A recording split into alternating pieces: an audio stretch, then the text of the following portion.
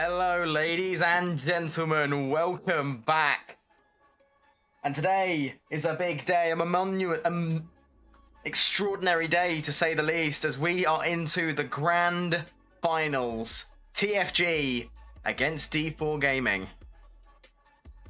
Now, their journeys have been long. D4G did have to go through the lower side of the bracket, where TFG managed to get an instant bye after winning their first game round against Perplexity. But will we see history repeat itself? This is a best of 5 game. So we will be expecting some extraordinary picks. You never know, we might get a chance to see Yoon pick the LeBlanc or even the Kiana. And on an interesting note, a little bit of story here. So D4 Gaming is has been in the Div 2 to 3 scene for quite a while, and one of their members used to be Yoon. So Yoon facing off against his former team, and wow, will we see some bad blood, or will it be all friends from here? Coming into this match, we're going to be seeing the standard lineup for TFG, just awaiting full confirmation of D4G. So, in the meantime, hello everybody in the stream chat. Welcome back. Good to see all of your lovely usernames. Don't mind the Sainsbury's bag. There's a lamp in there. We will soon be heading into the draft. But game 1. Games are meant to start at 7:30, but if both teams are ready, the draft, it will be able to start earlier. And TFG will be on blue side, D4 Gaming will be on red to start them off. Will we see something that we saw last time, where Perplexity didn't ban away Yoon's Talia at game 1, and Yoon picked it up, had an outstanding performance, and, you know, Perplexity must have regretted it. In terms of star power, I think another thing is Swag last week had absolute phenomenal series. Game 1, the Pantheon stealing that Baron away, and game 3 to seal out the series. Kind of going under the radar a little bit. Did take on those more AD heavy junglers. We did see it was the Kha'Zix in game 3. Somewhat restricted Yoon from picking the Kiana, which we would have liked to see. We would have loved to see. Poll for casting. All right, I'd need to get a pair of scissors to cut out holes once. To do that with a Sainsbury's bag on my head, because first of all, I need to be able to breathe, and second of all, you're not going to be seeing me in a moment. It's going to be just me with a Sainsbury's bag with much worse audio. But you know what? It is what it is.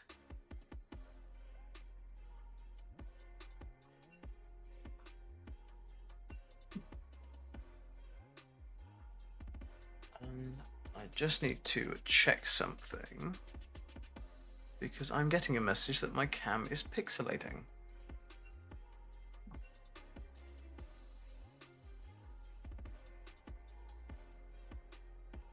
Is this too close? Is this right?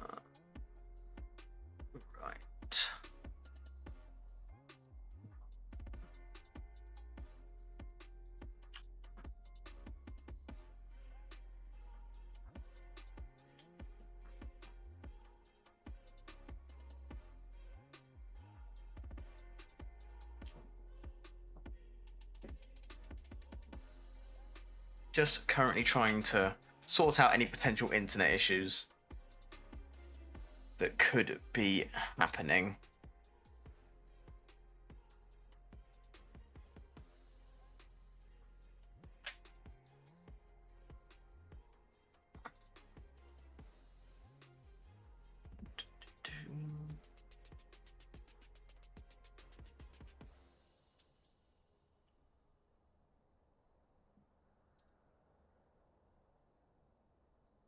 Right, there we go.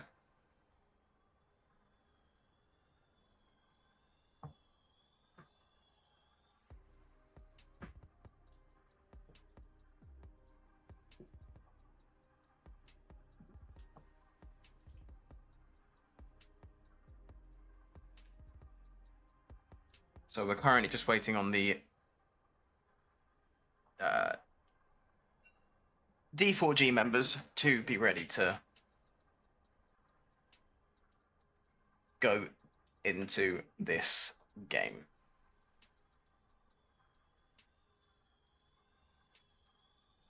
Once again, for those of you who've just joined in, it'll be TFG on the blue side, D4 Gaming on the right, on the red side.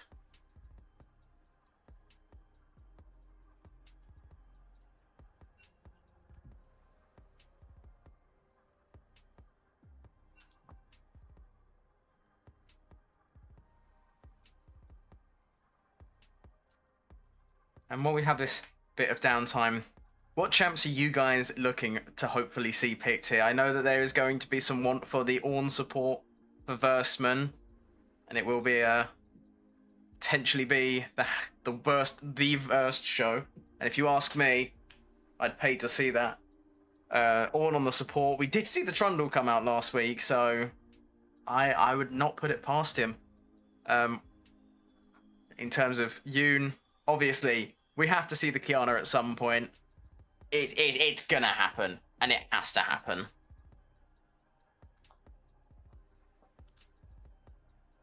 We might see the Talia, but we could also see potentially picks like LeBlanc was banned away every single game last week, so Yoon didn't have a chance to pick it up.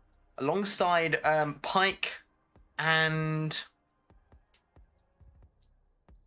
a third champion who I'm not able to recall, but some picks that I'm especially excited for. So if we can see that swag Pantheon again, I will be very happy. And also, Teal Moon on the Poppy. You never know. You never know what we might be witnessing today.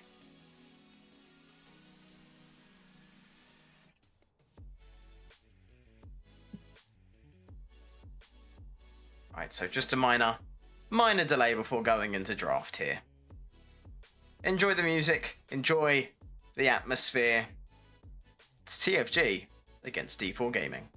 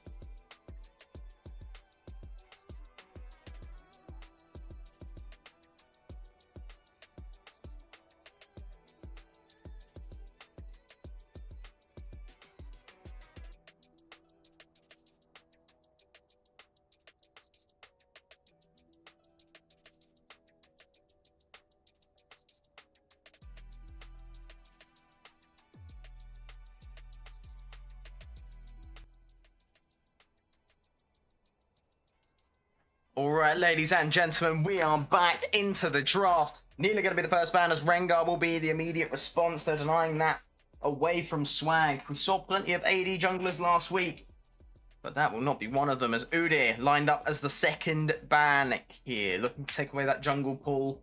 LeBlanc is looking to be, once again, completely off the cards for Yoon. As what will the final TFG ban be? Looking to take away the Kayn, so putting a little bit more priority onto these much close range, skirmishy type champs. So, Bard is taken, Talia is open.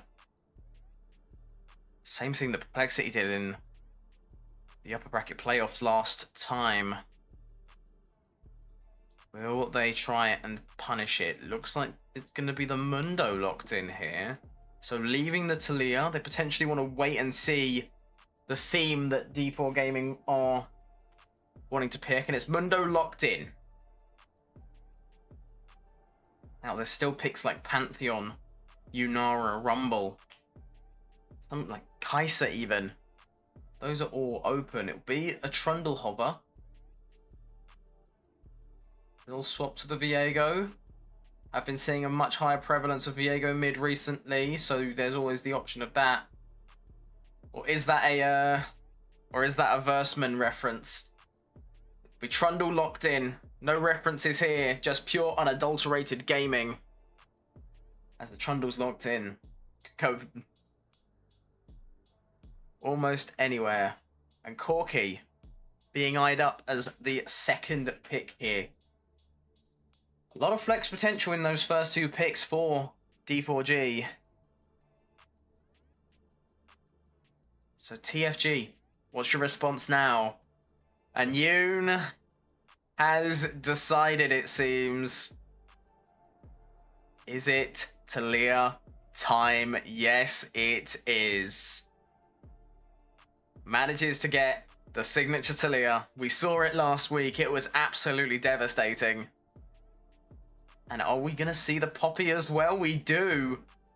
Now that Poppy has been picked in a variety of spots. It could potentially be going into the jungle with Swag, but Teal Moon looks like the biggest candidate for that. Had a fantastic performance on Poppy last week. Played it top lane game 1. Managed to clutch up when necessary. And the D4G pick, third, is going to be Kai'Sa. So it's Corki mid lane. Now as the second lot of ban phases come through, for the moment, all we know is that there is a Kai'Sa in the bot lane and potentially a Corki in the mid lane. You never know, you might see some interesting plays here, sending the Kai'Sa into top lane, as Janna looks to be the primary ban. This more so signifies things that are a little bit more engagey, things like Rel, things like Nautilus. They pair incredibly well with Kai'Sa. And they're just very bog standard picks, as Kale will be denied, taking away even more of that scaling potential from D4G. So what do you ban last? Remember, this is a fearless best of 5, so once a champion is picked, it is taken off the cards.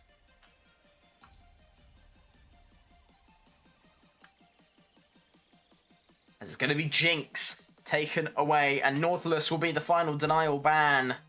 By the looks of things, it was a very quick hover.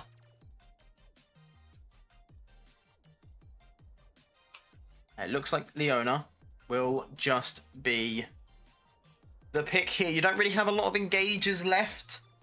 We do have a Maokai hover here, though. I think we can see that it's going to very much be engaged, but what this does mean is it means that the Trundle is not going to port, so we will not have a Versman reference, as it will be Leona locked in. They got there engaged. Might not be the one that they wanted, but Leona is locked. Now, Xayah the hover here, and Xayah will be the pick. Now, Xayah Rakan is open, and it's going to be insta-locked here. We're going to see Versman on the Rakan. We're going to see Pingan on the Xayah.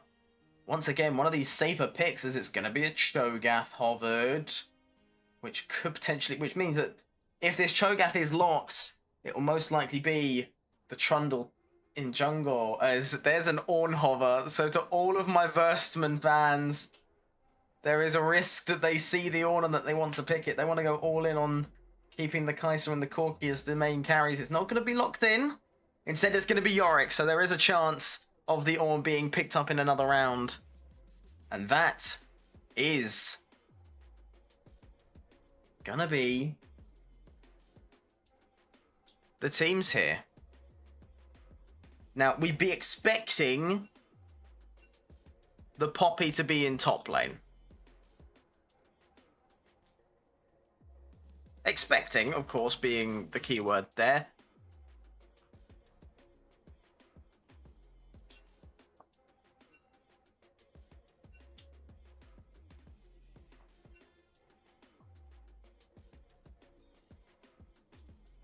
And as we wait to go in,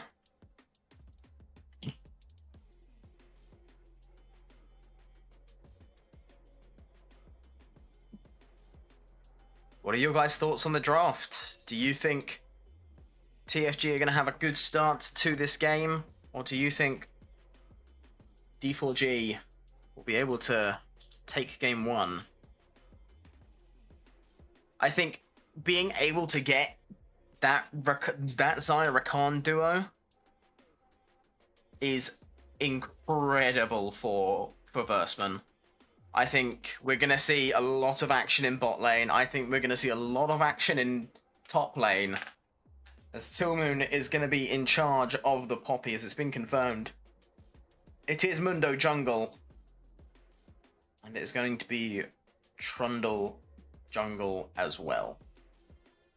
So the battle of the mindless trolls in jungle here, Mundo against Trundle. But the matchup which I'm most interested in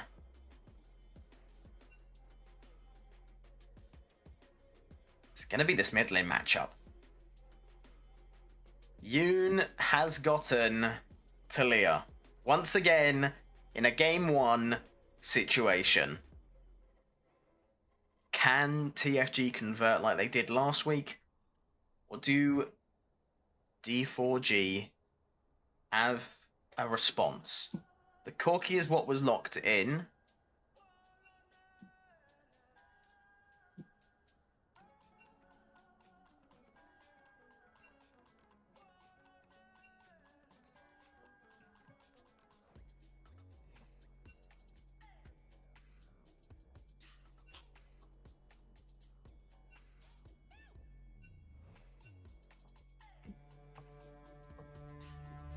And that sound of the horn means that we are going to be getting into game momentarily. Until then, leave your thoughts in the chat. Who is going to win game number one? Will Yoon's Taliyah be able to dominate the field?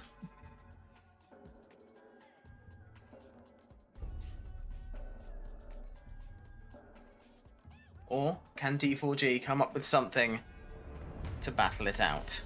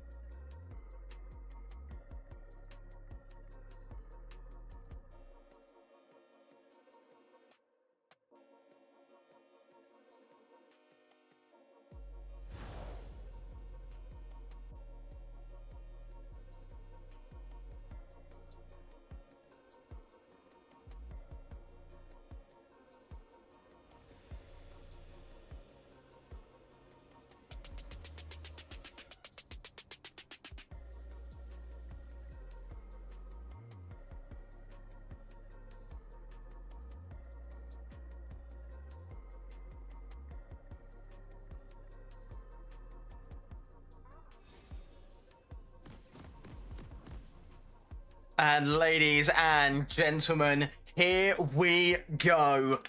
Game 1, and there is already a pause. Right. Immediately in, and we've already got a pause. Excelente. So, there was a rather long delay for the start.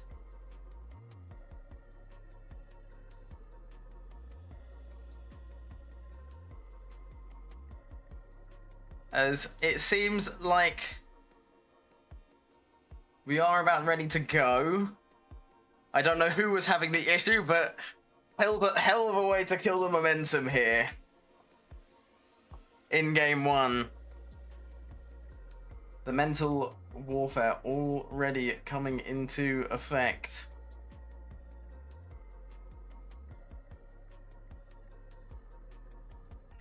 Apparently it's due to Riot servers causing delays.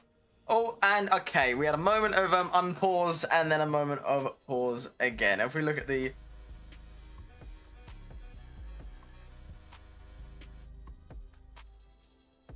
Just enjoying the chaos at the moment. It's TFG against T4 Gaming. Diamond 4 Gaming for those who wish to look longer. And are we back? Are we in? Let's find out. No, we're not.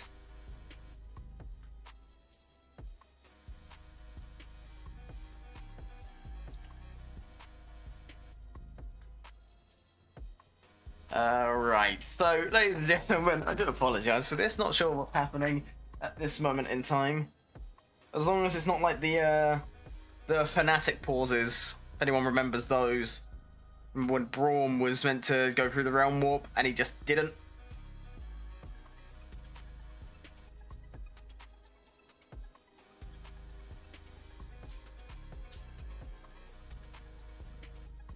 There's apparently some claims of win trading. Wouldn't expect anything less from the Div 3 finals.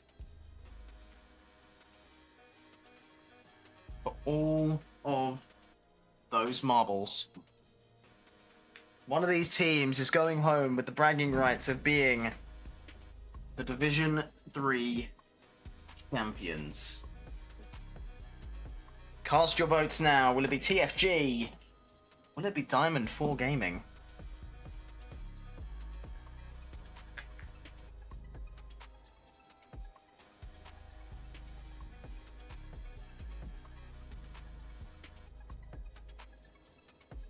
While we are paused, I do advise using this time to get any refreshment that you'd wish to have during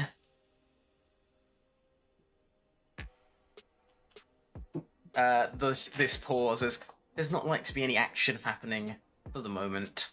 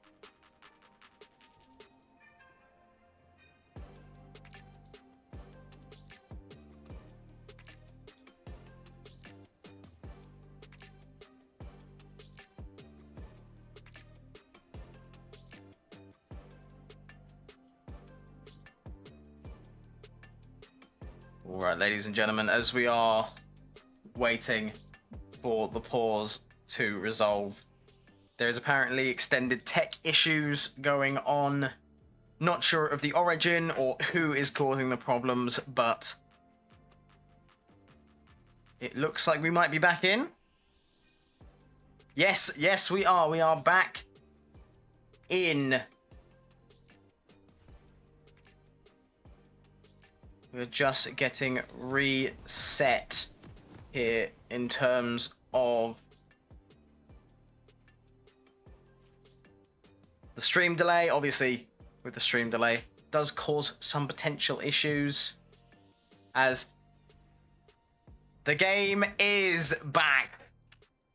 Ladies and gentlemen, game 1, TFG against D4G, starts now. Welcome to Summoner's Rift.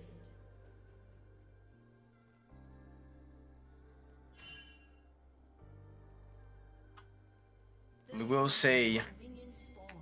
the lineups here. Teal Moon going to be able to find Ariadne. There's going to be a little bit of an extended trade. Grass for both of these, as there might have been an issue with the chat restarting.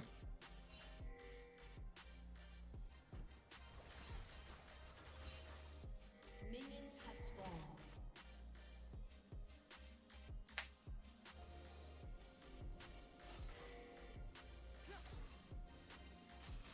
Just to have one more look at things. Teal Moon is in top lane on the Poppy. Swag is on Mundo in the jungle.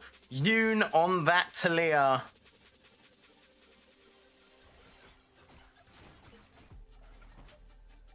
As I'm just sitting now, I'm now seeing the comments saying that I look like British Onipixel, which, you know what?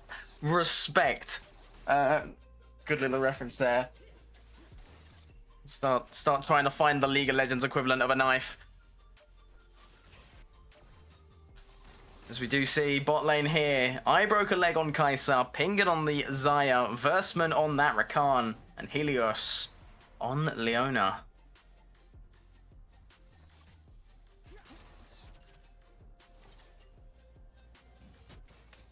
So far, no action, but I expect that to not be the case for long, as we do see Versman go in level 2.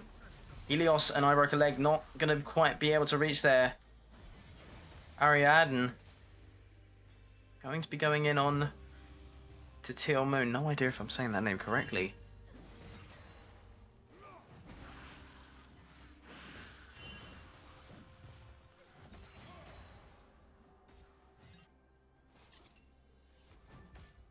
As outside of some mini trades here, the only sort of action we're seeing is in top lane. This Yorick poking down the Poppy.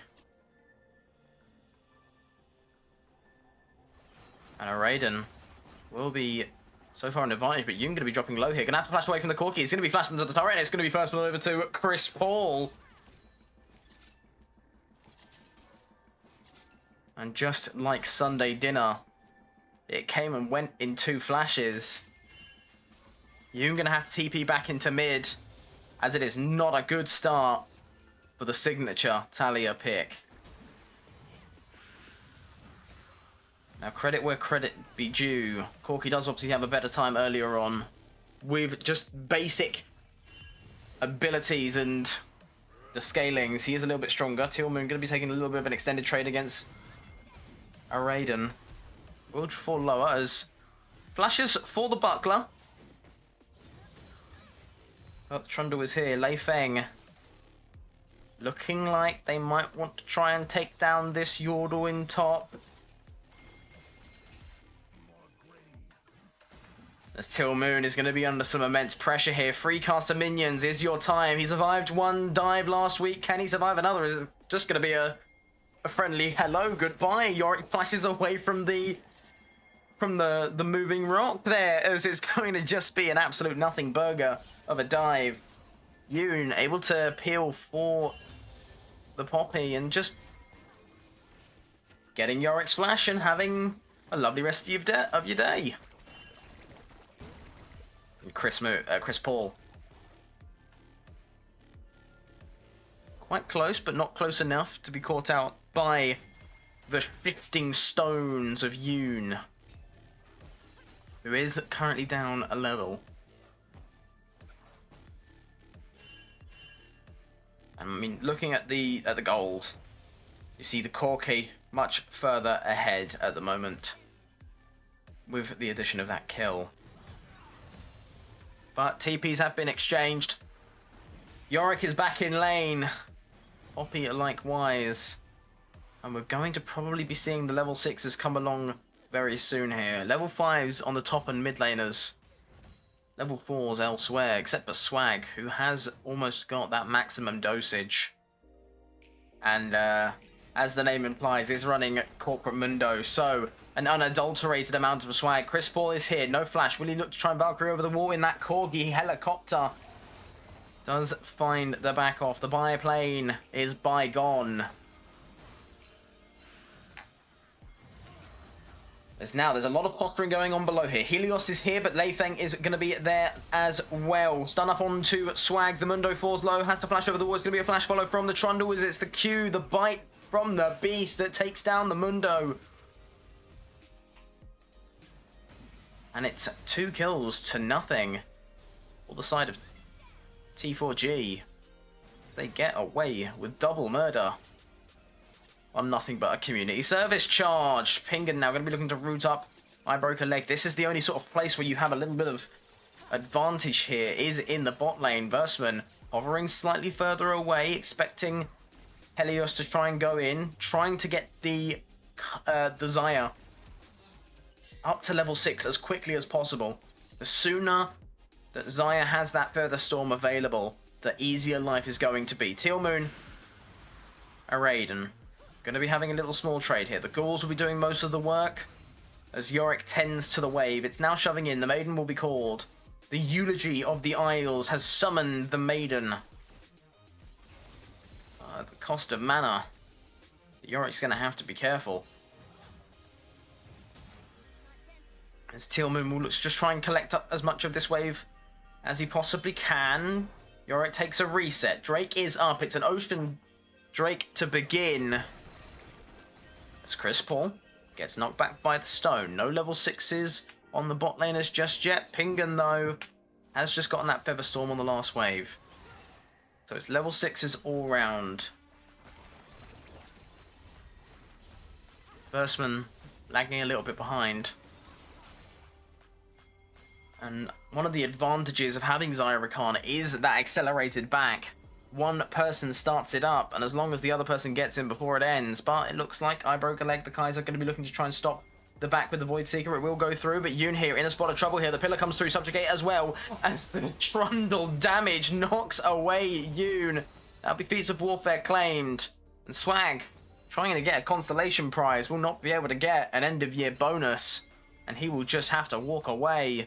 But Chris Paul, Lei Feng look like they want to take it even further. Knockup comes in through Versman.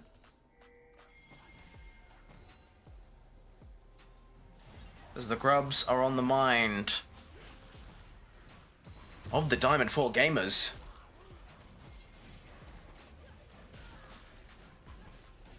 Looks like it will be 3-0 as no member of TFG looks to try and get in the way of them.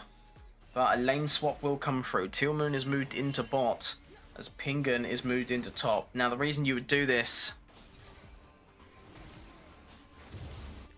is to allow your ADC to be able to get some free farm without needing to worry. So obviously when you're in a ranged against melee matchup, you have the potency, you have the advantage as the ranged member.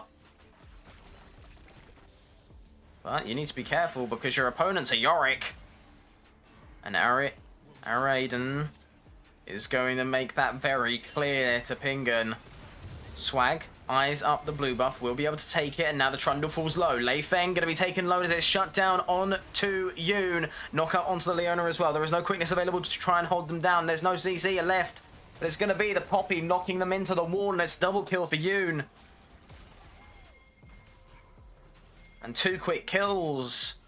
Leads to a slight comeback as I broke a leg will tempt fate a little bit there, and I'm not seeing a Bard ult come through, but not going to be able to steal away the Gromp. Now a TP from Teal Moon does let a Raiden know that you can't have this turret for free. You can get it to 2 plates, but I'll stop it from going any lower. There's a decent amount of damage. Now Keeper's Verdict is available. And there's a decent chunk of damage coming through here from Teal Moon. He will take the engage, will go in. Knockup comes through. And does Teal Moon have the damage? Flashes come through, and it's going to be a 1-for-1. Blow for blow, flash for flash, but in the end, it's a solo bolo. Teal Moon takes the kill. And Raiden takes their first death. Teal Moon coming in quick on that TP. Completely disrespecting the Yorick damage, and rightly so. That Buckler shield really proved useful. As the Kai'Sa is going to take a daring back here, but Lei Feng makes an appearance on top side. There is no Keeper's Verdict to try and knock the Trundle back. Buckler will be grabbed to give a little shield to Teal Moon, but it's not going to be enough, as it looks like Lei Feng will just be able to claim that with the Jaws of the Beast. The Troll is on a roll. But you have got this nice solid duo in bot lane. Verstman and Pingan. Will we see the Verstman show? But Lei Feng is the next on the menu. Gonna be dropping quite low. Goes where he pleases. Let's Swag stay on target. But it's Yoon who picks up the kill. It's 3 for the Talia. And all of a sudden, in a spot of bother, Raiden does manage to tank a turret shot as well as that briefcase. Who knows what Mundo's putting in there. All I know is that we're going to have an engage on spot lane. Helios goes in. It's a knock-up from Verstman. Solar Flare is used, but it only catches onto Verstman. Featherstorm now comes through. Killer Instinct will be used to get behind Pingan. The recall of the Feathers comes through, and it's a knock-up from Verstman, and it keeps Pingan alive. Verstman tanking the Void Seeker. It's not going to be a kill for either of you. Flashes exchanged between the ADCs. Oh, and if you have Ignite on Leona, you can expect that to be a kill, but the defensive heal, meaning that all they end up with is the turret plates and the minions. But at the top of your screen, Swag walks in. He shows them he's the boss. And he doesn't mean to do business. He deals in dead bodies. And speaking of which, 2 kills on Chris Paul, 3 on Yoon. Has just been able to move around the map. The only kill that he didn't have involvement in was that Yorick solo kill from Teal Moon. And now, Helios looks to get in a little bit of the action. Yorick might be trying to get the turret here. Keeper's Verdict knocks him back, keeps that turret alive a little bit longer. Try and buy Pingan some time to be able to claim that strength. Otherwise, this will be the Empowered Boots. I broke a leg, going to be going very low. No Killer Instinct available. Barrier's going to be popped, and it's going to be a quick takedown. Pingan takes that kill. And now it's going to be a dire situation for Raiden as well. Knocking Teal Moon quite low. The Maiden's up and available. The minions are there. The Yorick might just go for the turret here. Teal Moon has to be careful not to get sidetracked. But Lei Feng is here. The Trundle's in as well. It's going to be the first turret claimed on to D4G, and that will be the Empowered Boots. We see the upgraded Berserkers in the inventory of I Broke a Leg. Weaver's Wall does come through into mid lane. Chris Paul is going to be the target. A Swag flashes over that wall, and now it's Chris Paul on the line. You're not going to be able to taken down by the co-pilot. But we do see Swag caught by Lei Feng. Does pop the maximum dosage as the Trundle runs down the Mundo. How's that for your corporate meetings? So now, TFG, the statement is obvious. The statement is very clear. You've got to get Pingan and Yoon ahead. Otherwise, you've got very little chance of coming back into this game. Kai'Sa hasn't really been a threat yet, but Corki and Trundle are 2 you do not want to mess with. There is a spellbook available. Not going to be stolen away. The Chemtech Drake is secured. We do find out the soul. It's going to be Hex Tech, which is going to be huge for D4G. Trundle, Kai'Sa, and Corki, they all want to auto-attack. They all want Static Shiv, and now they have it built into the soul. But likewise, a Mundo slowing you constantly, or a Xayah who is spamming autos every second. You do not want to have to deal with that. So this is a big soul to be able to try and pick up this game.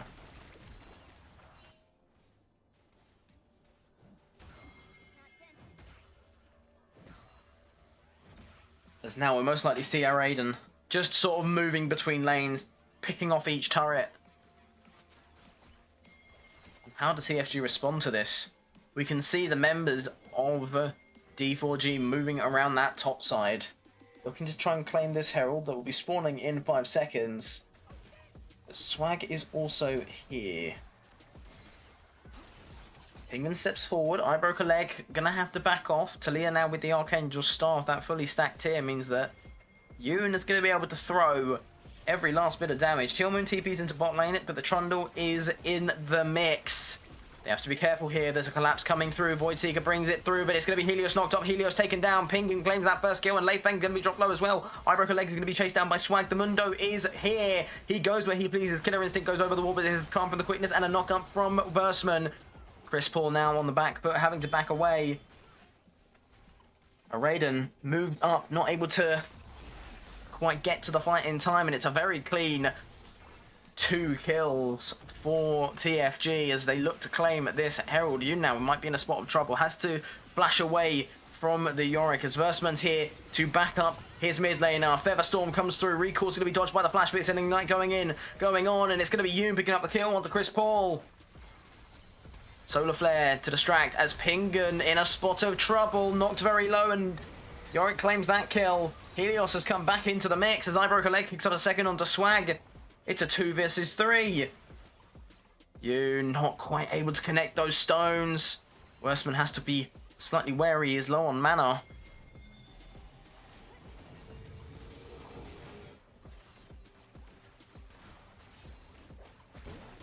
Overconfidence from TFG ends up biting them in the butt.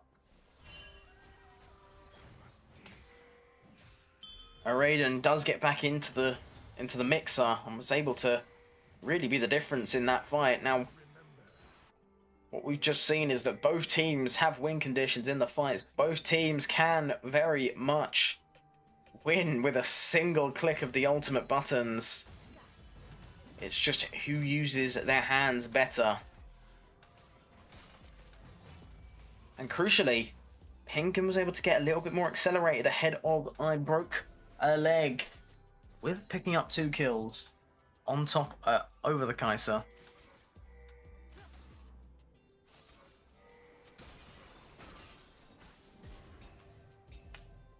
But I mean, that fight comes off of the back of an incredible Versman engage, able to land the quickness onto 3, knocks up the Corki, locks him out, locks him down, and then Trundle was soon to follow. But can Versman do it again? If he wants it to be a hashtag Versman show, he needs to come in clutch. He needs to set his team up. D4G rely on free fighting, just permanently attacking. So Versman, being that main form of disrupt, can he lead them into the Bounty Castle? Helios and Broke a Leg here in mid lane. That briefcase is doing massive amounts of damage at the moment.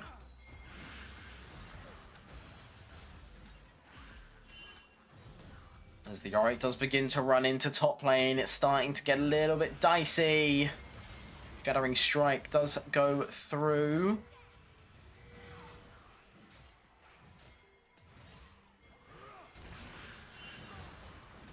The Yorick is constantly able to apply this pressure onto Teal'c, as there is a little bit of patty cake coming on in mid. Pingun looks for Eyebroker Leg. The Weaver's Wall does come in behind it. It's going to be Versman with a triple knock-off, and it's going to be the Kai'Sa falling early. Pingun now on the attack. He's on the offensive. The lethal tempo is stacked. Herald will be used to just smash into the turret. Helios does drop low. And Yoon was able to land a stone. 6 stones may break by my bones, but Yoon will throw a missile.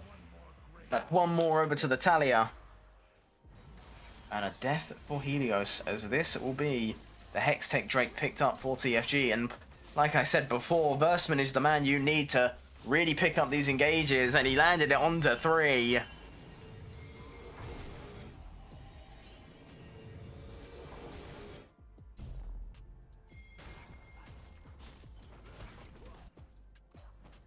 So, a look at the scoreboard at the moment. Yoon and Pingun, the carries for TFG, are up to 2 items. Nobody on D4G has 2 items as of yet. Those kills are really what's proving the difference, as we did have a little bit of a slight drop there. Slight frame issues, but it's fine.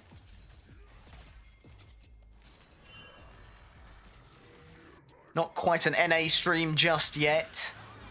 Teal'c now going to be engaged upon by The Yorick looks to try and grab that buckler to sustain themselves longer. There's nobody coming to save you. Will it be another solo bolo? But who will it be in favor of? Yorick's able to just permanently stack up those ghouls. It is a nice golden source for Teal Moon, but Yorick gonna back off, but Pingun could be under some pressure here. Kai'Sa will come forward, and now Trundle is in. There is no Featherstone available. It's gonna be a trade onto the kill. I broke the leg. But Versman locks down the Trundle. No way out. All he can do is fight. Swag stands tall. Slows him down. Versman not able to land the knock-up. I go where I please, but it's not going to be able to land a kill onto the Trundle. Leifeng's able to get away.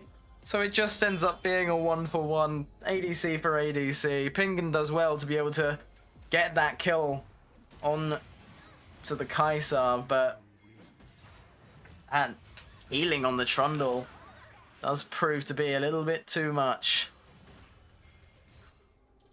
As it could be a collapse on to Teal Moon here. Does use the Hexgate to get back over the wall. And this game has been quite back and forth so far. The moment of asking, second items are now coming through.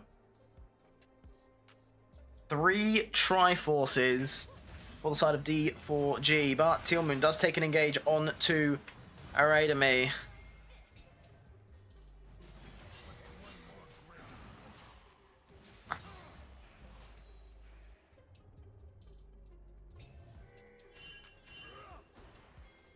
Teal Moon will be begging for Swag to come in as the Yorick steps up, and now it's go in time.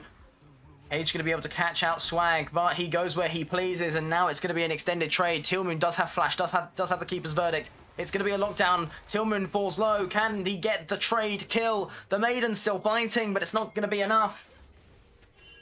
Zatakan is up and available. Has been for a couple of minutes. No team really having the foot strength to be able to try and claim it, but now with that Yorick taken down and the flash saved on Teal Moon, we might expect a little bit of action here. Pingun going to be the target of the engage. Helios goes in with the Zenith Blade, and it's going to be taken down. Kai'Sa gets that kill, but it's Yoon on the side. Yoon with the pebbles, throwing them through. Leifeng falls low, and Helios is going to be taken down first. Swag takes the flash in, and the knock-up lands onto the Kai'Sa. Barrier's not going to be enough here as Yoon pops him down. Killer Instinct trying to grab a shield as Chris Paul takes a briefcase. Mundo, he goes where he wants. He does what he pleases, and he pleases to go after this mid-tier 1. Taken down with 2 kills to boot. But Leifeng was able to slip away just barely. This Trundle is becoming a problem to be able to try and kill. Question is, do you opt to go for some form of anti-heal? Do you opt to sort of stunt yourself in that build? And even still, who would you build it on? It makes sense to go Bramble Vest because it's they're auto-attack heavy champions. All champs who just purely want to be spamming that right click. But Teal Moon going to be going in onto the Yorick once again here in bot. Not going to be able to lock him up into the wall, but we'll be able to knock him up with the keeper's verdict. Yoon is now in the AO. Going to knock the Yorick back into the pebbles, and it's going to be 1 stone too many as Teal Moon claimed the kill on to the Yorick.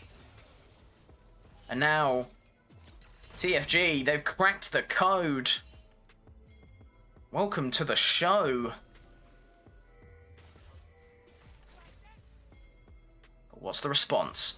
Pingun is off to the side. Leifeng going to be walking forward here, rooted up by the feather pullback. Weaver's Wall does come in to try and close the gap onto Leifeng. And TP's come through from Teal Moon. Leifeng, is he going to slip away again? Does tank a turret shot? Teal Moon in the vicinity. Going to be using that scattered ground to take down the troll for the 4th time this game. And Atakan on the cards. And it's a TP straight down for Versman. Really wanting to make sure that they can get this Drake quickly. Get themselves to that soul point. Get themselves an extra lifeline in this game. Right now, it's not about trying to win. It's about trying to not lose. Baron has spawned.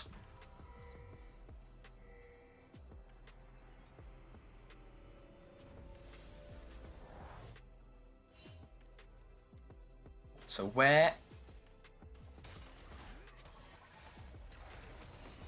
will we see the priority going for both of these teams? They opt to take the Drake, or do they try and go for a trade? Potentially Baron for Drake here. Or do they just fight for no reason? Do 5 for 5, no one gets anything, and we go back to square one. Who knows? You'd think a fight at this point heavily favors TFG, with Yoon having that Rabadons now. But Versman, not a single kill not a single death, sorry, so far. Also not a single kill, but it's going to be D4 Gaming will be going in onto the Baron now. Swag, you have stolen a Baron in game 1 before. Can you do it again? Tillman goes in, stuns up the Trundle. It's knocked back with the Keeper's Verdict. It's going to be in. It should be easy as pie. Knocked down low, but it's going to be a claim by Corky. Chris Paul picks up the Baron. Swag didn't hit the smite. And Helios goes in, does take another Death Weaver's Wall, knocks back. And the Baron might not be in the hands of TFG, but I tell you what is, 3 kills with a potential 4th looming. Chris Paul does manage to use the Valkyrie to get away. And disappointment for TFG. They had that Baron in their hands. Weren't able to pick it up. The Corky steals it away.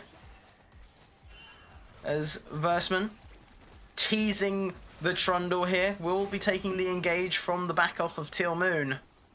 But they'll just opt to go for the top tier 2 at this moment. Yeah, 26 minutes going on to 27. And so far, this game has been an absolute banger for a game 1. Hextech Drake is claimed by the Mundo. Swag claims that one.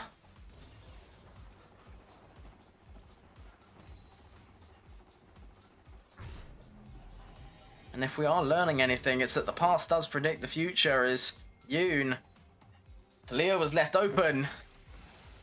And this is becoming a blowout. Pingen going to be the option for picking up the Mortal Reminder there. So that's your anti-heal sorted. You can go for something like the Thornmail as well.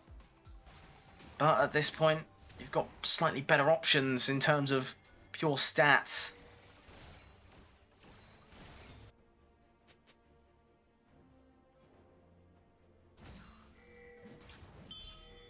Tillman with that Titanic Hydra now. We'll be looking to build a little bit more tanky. Looking to build into the Winter's Approach. Versman is going to be the target of the engage here. But it's going to be 2 mini fights here. Versman was able to disengage, but Chris Paul is now on the subject of the Mundo's bank account. And it's money, money, money. Yoon is legendary. There's a TP in from the Yorick as well. Helios does manage to get the engage onto Yoon. Yoon tries to flash away, but not going to be able to dodge the Solar Flare, and he's going to be knocked down very low, but he's going to be sustaining himself up here. Archangel Shield does keep him alive just long enough to be able to pick up a kill onto the Kaiser, but not without the sacrifice of himself. Tillman using that Keeper's Verdict to knock the Trundle back, and Versman looking to take it even further on to the Yorick here. Pingen wasn't really involved in that fight all too much, but now a healthy Xayah able to burst down this mid-tier 2.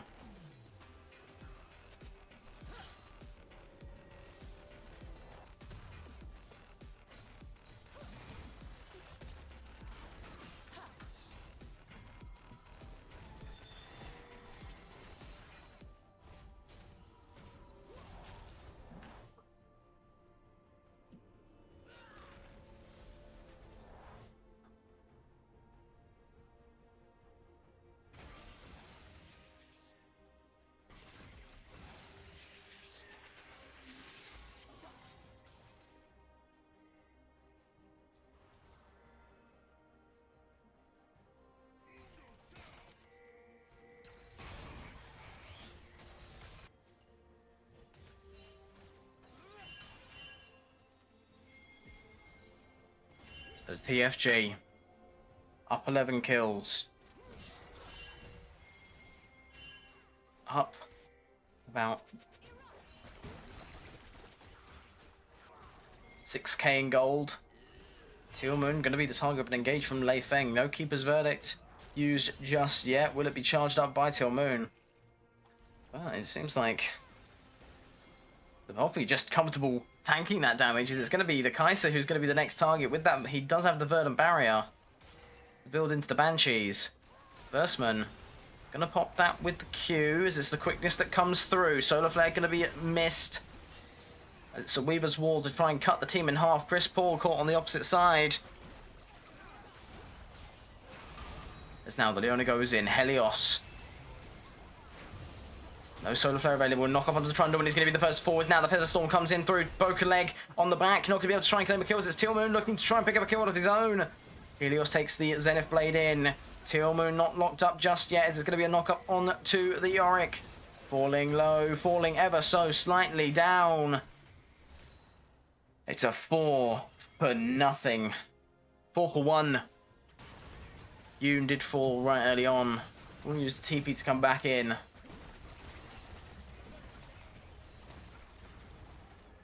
And they might just take the game here. 30 minutes in. And TFG might have just decided this game's fate. Game 1. Nexus is open. And that will be it. 27-11. TFG take game 1.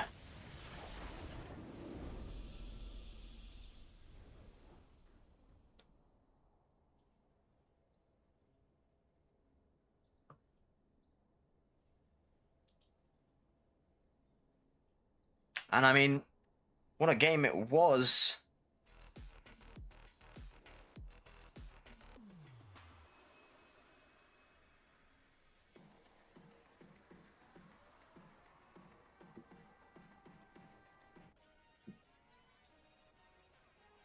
What started off, it could have been a little bit dicey.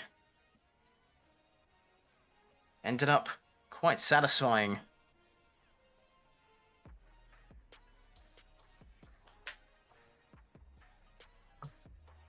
So, looking at the draft, the elements that really stand out there is once again that Talia. Yoon piloting it phenomenally. But Pingan had quite a standout first game. Last week, a little bit quieter last week. This week, definitely showing up big time, pulling those kills and standing out. As TFG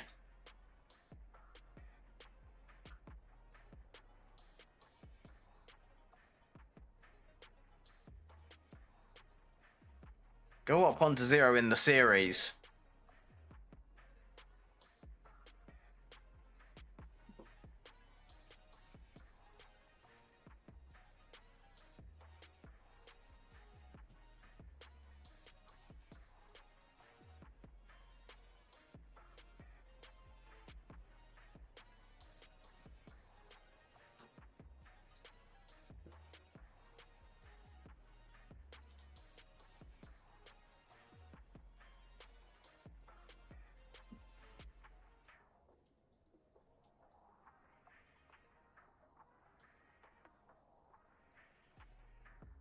When we come back, we'll be going in to game 2. But for now, have a seat, have a break, and enjoy the ride.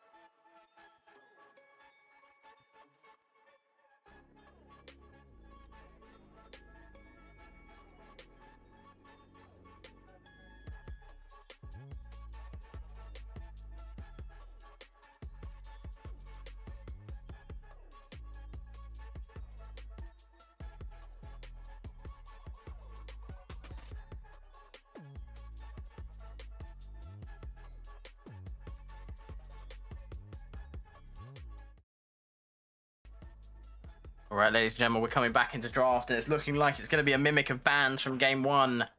Nila, Rengar, Udyr, LeBlanc. Will it be Kane once more?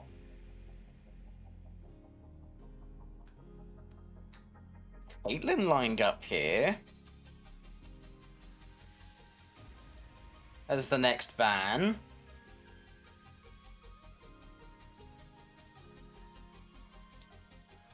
Not locked in just yet. Will we see it taken away? It will be. So Kane is open. Bard banned once more.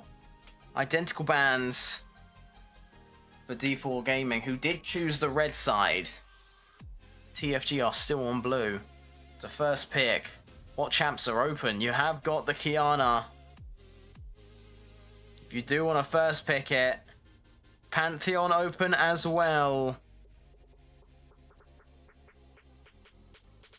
So many options. Which do you choose? It seems TFG look for Jarvan.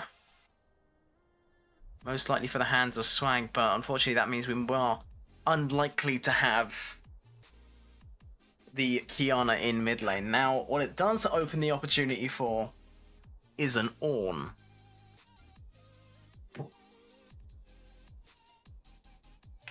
And Xin Zhao will be the response here with that brand new visual look. It's going to be locked in. So, will they opt to try and pick some enchanters up along the way, D4G? Or will they try and versatilize? Be a little bit more versatile here. As you see a Zeri picked up and you think, well, this is going to be a... This has to be an enchanter game for D4G, otherwise I don't see how this can work. Now, TFG, we know that they do want to pick, they do like picking things away. They did it last week when they picked Lulu Ezreal. Do they try and pick the Lulu again? Potentially pick it with one champ that we haven't seen, Jinx. Was banned away in game one. Potentially even a Smolder here. But who else but Pingan to pick the signature Jhin in game two?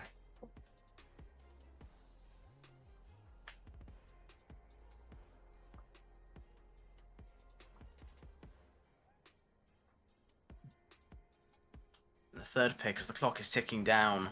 Do you try and pick the support? Do you take the Lulu away? Do you take any of the enchanters away? Do you pick up something like a Thresh here and really try and enable it? But it's going to be another Yoon special. Play the Maestro and the Artist. The only issue with that is it does leave Lulu open. I think Lulu is the best pick here for D4G. Zeri, Xin, Akali will be the lock-in. It will. And they see two squishy members. Obviously, Jhin, not very easy to auto-attack, so Akali can hop in and out of that shroud to try and dodge the autos. But he's definitely going to have the sort of potency advantage when it comes to poking down the assassin with no master. The second round of bans will be coming through. And Bessa first. Taking that away from Teal Moon. There's that Lulu ban.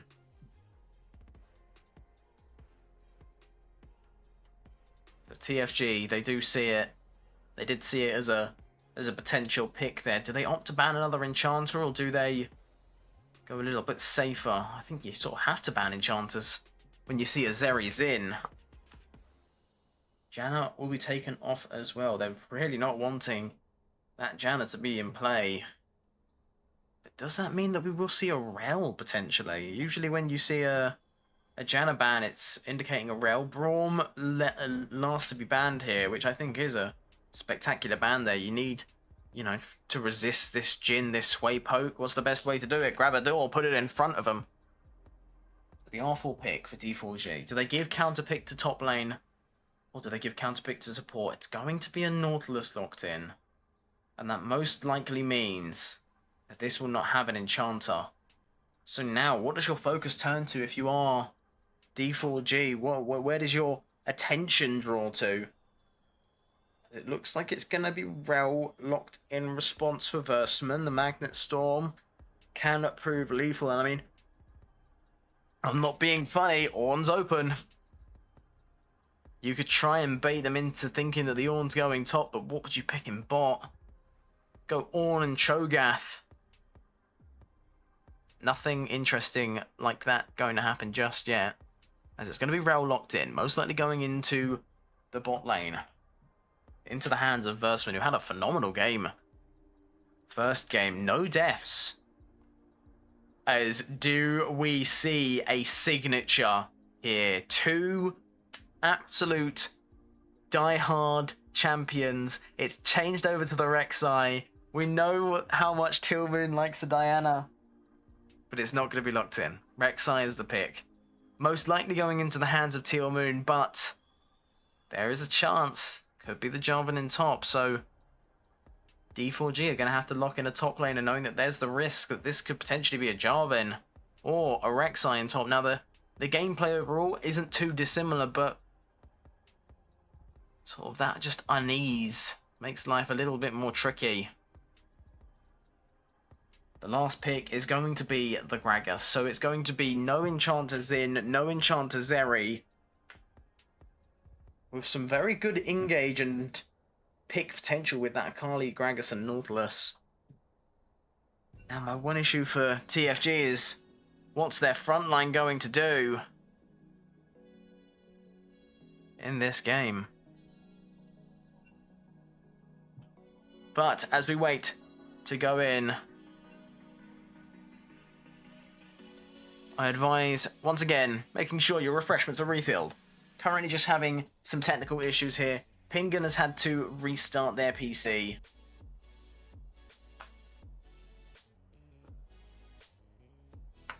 So take this time to go to the bathroom if necessary. Grab yourself a drink, grab yourself a snack. Get yourself a yogurt from the fridge, why not? And we'll be back when we get into the game.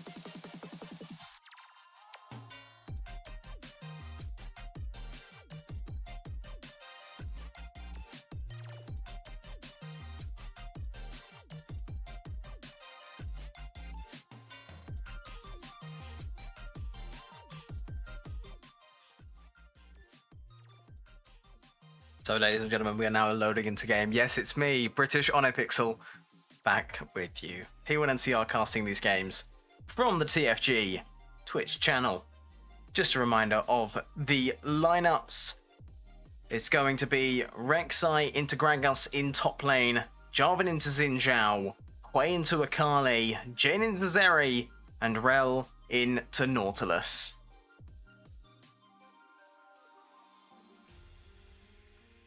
Going in, I was talking about how you have Zeri and Xin Zhao without an enchanter. Now, TFG did ban away the Lulu, so I'm guessing that that was the initial plan for D4G, but they didn't manage to close it out, opting to pick the Akali beforehand. But it's going to be interesting to see what happens once we get into game. Just loading in at the moment, we did have some tech issues related to Pingan, who had significant problems last game as well, had to restart the PC. But so far there hasn't been any kind of issues reported. And no, by the looks of things, we are all good to go. Here in game 2, TFG against D4G. TFG up 1 game. This is a best of 5, so it's the first of 3. And my goodness, game 1 started off a little bit topsy-turvy, but it ended up being in favor of TFG. Can they try and get a better start this game? Things to look out for. That Zeri into the late game. It's going to be a little bit harder to deal with without the backup of a enchanter.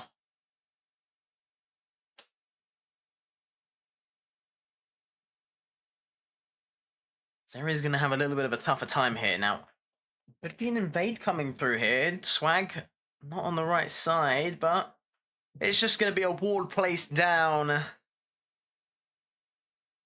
And a retreat back into Leifeng's own jungle. And the base skin Gragas here really is going to be farming out in top lane. Not as good as Hillbilly Gragas in my opinion, but definitely still something to not be messed with. Don't worry, hiding sheep, I will.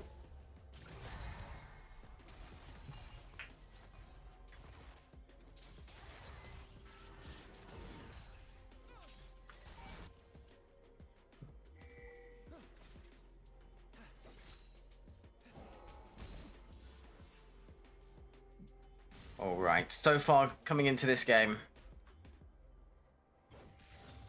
nothing of too much interest or intrigue.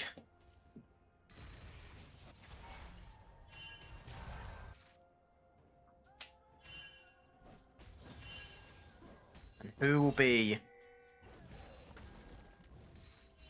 the first sort of bone to crack here? Tillmoon on the Rek'Sai is able to get a decent sized shove in onto Araden.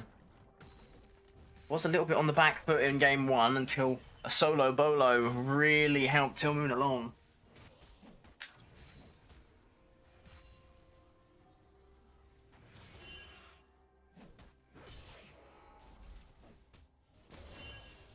Oh, there could potentially be a free setup here.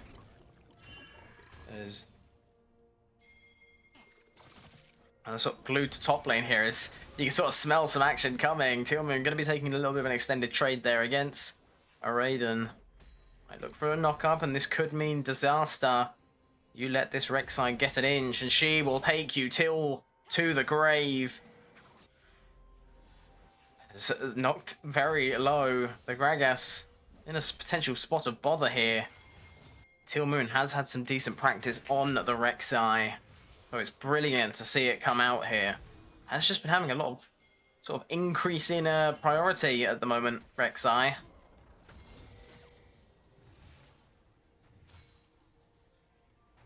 The junglers did meet in bot side, but Skullcrab will go the way of Swag.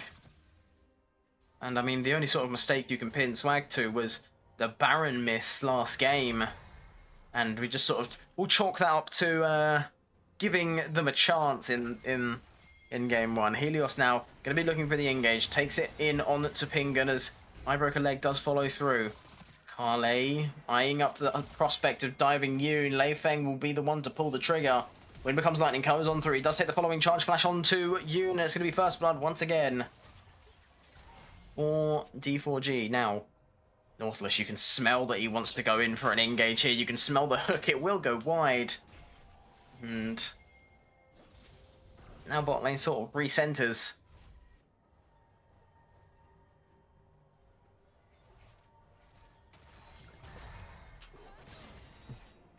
We see him moving forward. Dredgeline does connect, but Deadly Flourish was able to stop any kind of follow-up now.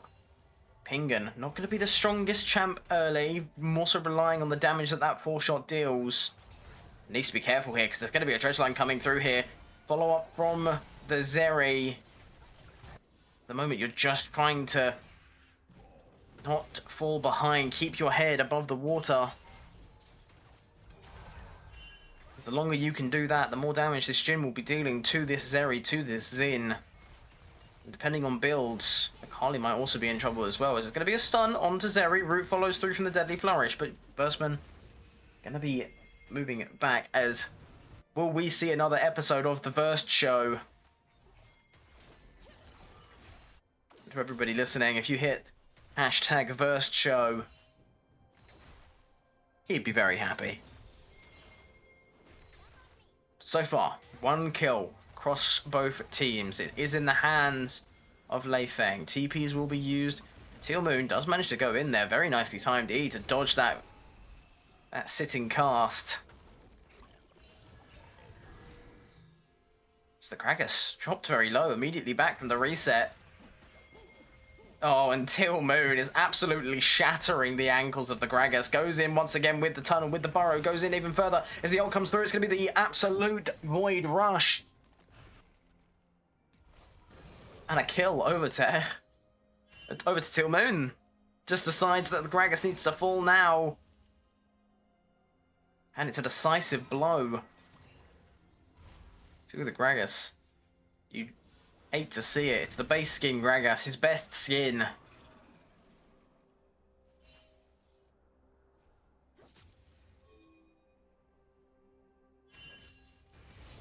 As TFG now able to apply a little bit more pressure. Drake spawning.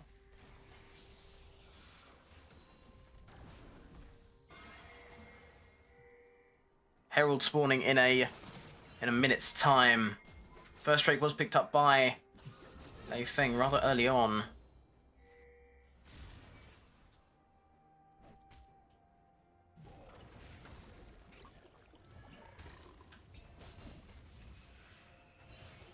As we're saying, the absolute phase rush Gragas game plan here. Go in, tap up the Rek'Sai and walk out. Teal Moon, no Void Rush available, but it's going to be a rush in from I Broke a Leg there. Pingun on the back foot.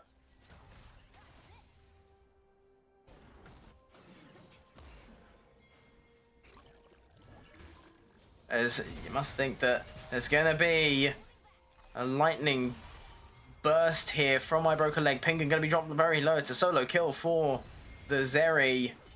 Wasn't quite able to get a return kill onto the Zeri, but it looks like, oh, the barrier's going to have to be popped. Very, very close there. Flashes are exchanged.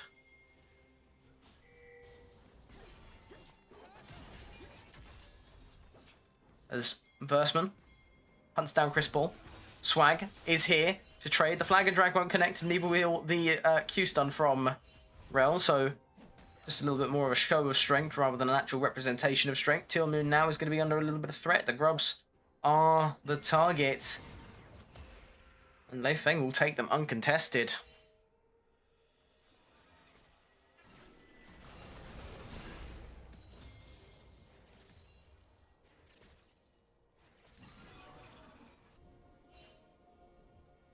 Now, something important to take note of is that Rek'Sai will absolutely destroy any squishy that gets in her way. But Zeri might just be taken down here. Curtain is called, and it's 2 easy shots for Pingun. As it was just a very well played collapse there from the jungle and bot side. Chris Ball takes a little bit of a forward stance against Yoon there. Backs away with the Shuriken.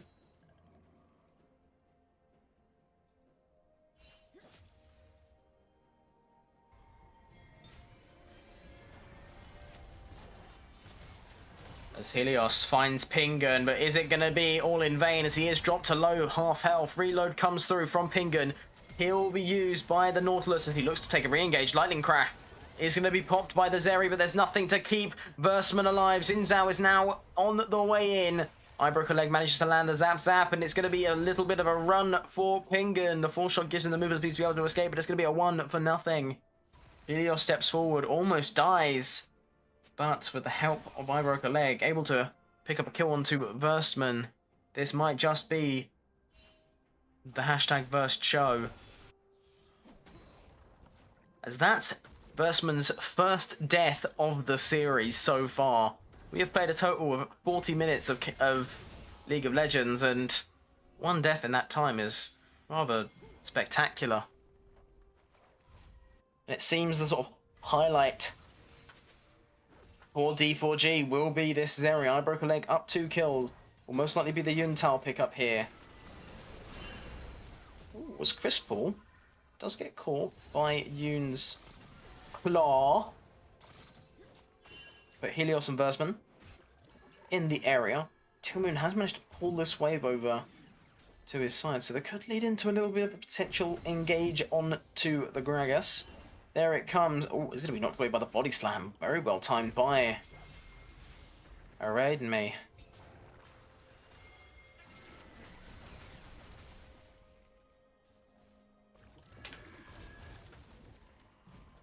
As now, that Gragas using that prolonged sustain to be just keep himself up now. Rek'Sai does also have similar sort of sustain. That yellow bar does dignify her rage, but it's going to be an engage from Swag. Cataclysm is up and available. Lightning Crash catches out 2. I Broke a Leg drops low, but so does Swag. Swag's going to be the first to fall, but now it is it's a 3 versus 4. Pingun's going to be caught out by the hook there. Lengfang going to be tanking a lot of turret damage here. We'll be taken down by Pingun, and now it's Chris Paul under the turret against Yoon. Yoon in the 1v3. Is there going to be a redive here? I reckon doesn't manage to connect, but it does manage to sit in the shroud. There's Tillmoon just looking to try something here.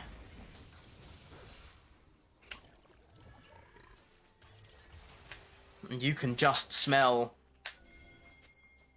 Tillmoon wants to go even further in.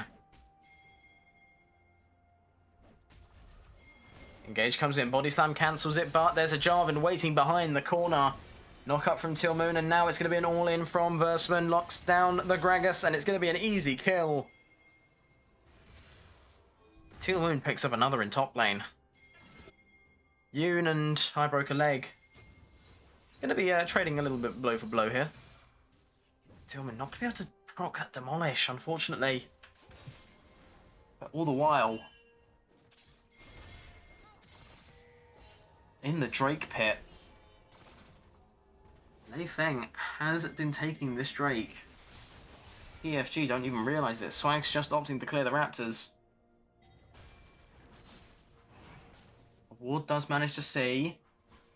Now, there is a smite up for Lei Feng. Is it low enough that they just carry it on? They do. And that's going to be feats claimed once again for TFG. It's a Mountain Soul, the Drake for this game. You do not want anyone to get that, as it's going to make team fights so incredibly slow. But Tillmoon does take an engagement onto the Gragas here. Going to be looking to try and go forward. Not going to be able to finish off the big man, though. Does drop him to half HP.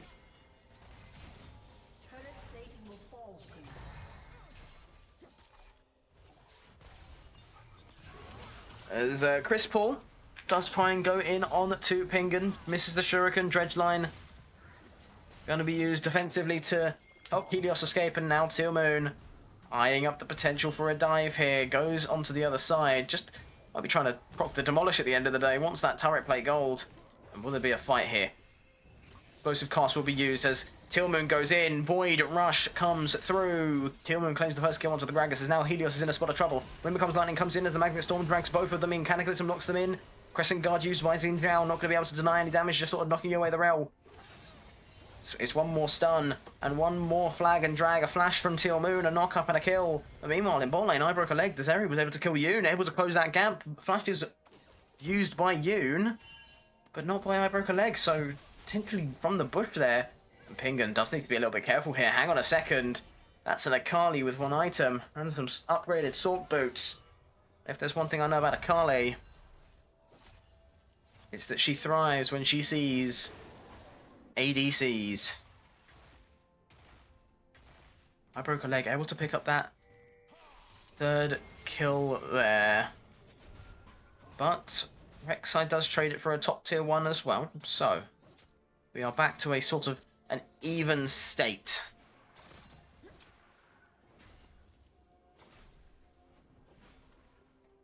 And while he hasn't been finding the most incredible of engages, Helios has been providing a decent support for D4G here. As TFG will start up the Herald. There are pings going down onto it. They think it's going on. They do have a ward on it, so they can see that it's not being carried on. But do they know where Swag is? Currently he's clearing his entire bot side jungle as Tillmoon just halting the Gragas' recall progress. Now there is no Xin Zhao in the area. We'll be rotating back up. Hang on, hold my breath. Just clearing the wall, but here comes Chris Paul onto Yoon. Looks to try and take an extended trade here. No ignite available for either of them. It's going to be an all-in perfect execution lined up. A root comes through. All it needs to do is hit the ult. Oh, it's going to be sidestepped by Yoon. But the empowered auto attack off of the end of the queue will be the deciding factor now. Lightning Crash used. Curtain Call comes through. There is a Crescent Guard to try and block some of the damage. Cataclysm locks up. I broke a leg. The Zeri does have to dash away. Oh, but Wind becomes lightning. Xin going to be stepping in a little bit too far here as it's going to be Pingun firing on. Flash going to be used to try and get him out of there. Now it's low health bars for TFG. Swag and Versman, but here comes Tillmoon into the backline, shut down onto the Zeri. As Pingun going to be the next target. The Wind becomes lightning, not going to be able to claim the kills. It's going to be the Xin falling down next. Rek'Sai picks up a double kill. And all that's left is Chris Paul to claim a kill with the Rocket Bell and dash on out of there. Picks up that kill onto Versman using that Rocket Belt just to pick up that kill. He gets 3-0 and 1, and that Dark Seal is very quickly stacking up. But if there's anyone's scoreline we need to talk about, it has to be Tillmoon here. Now at 6-0. He ain't quite James Bond, but he is definitely a creature from the void. As it will be this mid-tier 1 taken down. Now, locked up by the Gragas. Lightning Crash is going to be used as now Tillmoon going to have to try and use the tunnels. Will be able to escape as there is a Runarns in the hands of I Broke a Leg. The Zeri now going to be just a little bit more annoying, like an electric mosquito. With the Scraggers on the above side.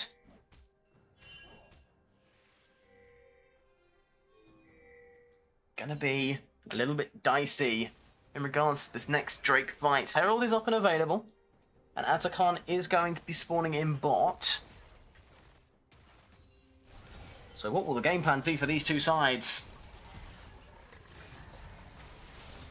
Ooh, trying to lock up. Flag and drag will be used by Swag. Dodges the body slams. It looks like it's going to be an extended trade here. There is a TP coming in from the Akali. We'll be in the midst of it all. Locked up by the Rel. Jump comes through. It's going to be the Swirling Despair that takes down the Akali there. Crescent Guard is going to be used. Blocks the first shot of the Curtain Call, but it's a double kill for Yoon as he picks up Xin and Nautilus, as there's going to be a Void Rush onto the Zeri. Unlucky to not be able to chase the Zeri over the wall, but Tillmoon does not care. There is no Stride Breaker, but there is a Hull Breaker. And Zeri does fall. Tillmoon is godlike. The inverse of 007 is a creature from the void with two very pointy sticks. Teal Moon now is going to be the deciding factor, it seems, for this game, as sort of just been able to run over now. Drake does go, and so does the Herald. And that's another advantage of having Rek'Sai. You also have another jungler, basically. Really consistent clearing, especially on those beefier objectives. With the added bonus true damage on the E at full rage, you really don't have to worry about any kind of resistances. Now, credit where credit is due. Yoon did come in very clutch, did start that fight at 0-3, and manages to end it with a double kill, a very clean double kill as well, using that Whirling Despair.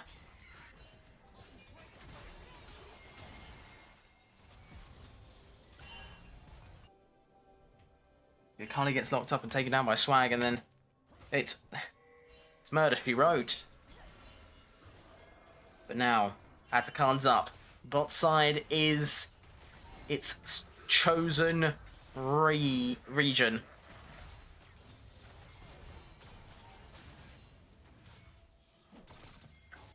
Teal Moon will now be met by Chris Paul.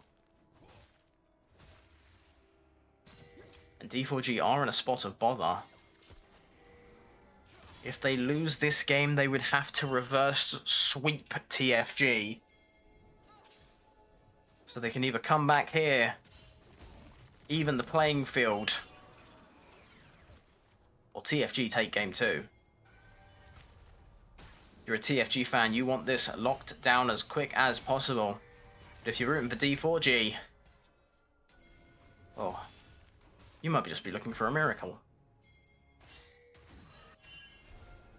As there seems to be some tension building around this bot side. The Atakan has brought along the Black Friday shoppers, and the doors are about to open. It's Lei Feng, the target of the engage. Engage from the rails. It's going to be the Magnet Storm held and used. Crescent Guard used to knock away Teal Moon, but it's going to be the Cataclysm and traded. No flash available for the Xin Zhao, and it's locked up, locked down. And just like COVID, you're stuck at home, my friend. Turret will fall, and now it's Teal Moon in the front of TFG's engage. Gragas is going to drop low and fall to Yoon, who does also catch out the Akali here. Herald will be used. Versman taking a taxi as Teal Moon goes back underground, and what a clean fight that is. TFG without their ADC, able to absolutely demolish. You can see it happening. The Atakan is sort of summoning pressure, and Lei Feng is the first to fall. Tries as he might to try and get away. Xin Zhao falls early on. No part in due to the lockup from this combination of the Jarvan and the Rel.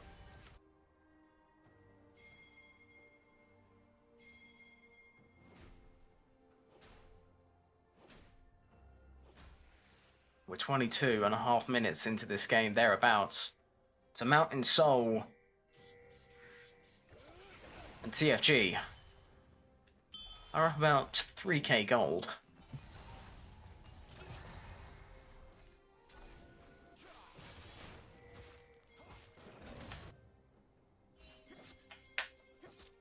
Now there's not really likely to be too much action until the next objective, which I believe is the Drake. But Teal Moon might look to change that narrative.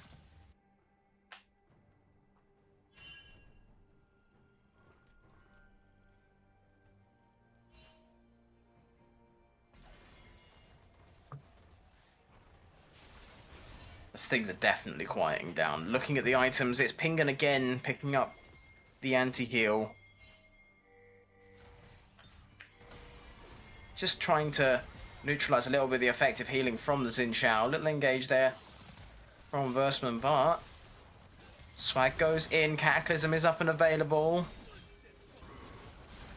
Cataclysm used, locks down Helios, will drop quite low, will be taken down. Versman's there to claim the kill. Teal Moon now in a spot of trouble here. No Void Rush available. It's going to be a countdown. That's the first death for Teal Moon.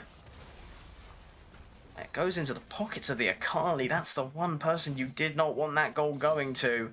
As Chris Paul was able to pick up a Lucy shut down. The ninja's gone hunting, and now... Oh, it's a K-pop Voidling Hunter.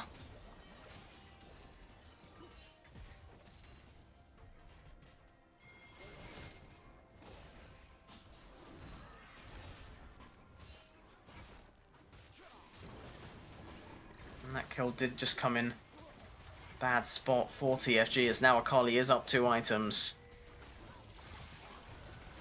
Curtain Call comes through. First shot goes in, and it's going to be Pingan who's able to steal the Mandrake away. Magnet Storm comes in through as well. Crescent Guard will be used to try and block any further damage from coming in.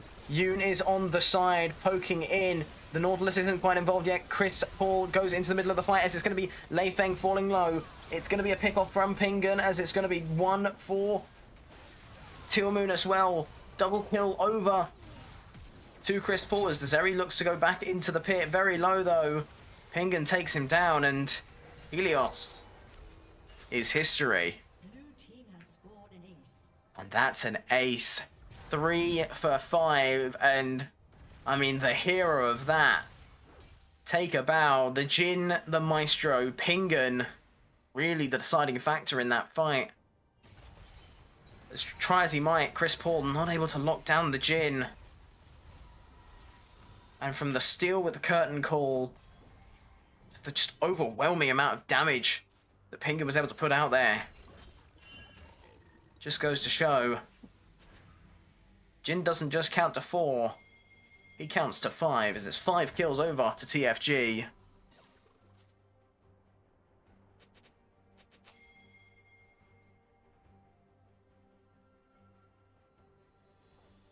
And this might just be the dying embers of this round, of this game 2 of this series. And TFG are in the driver's seat.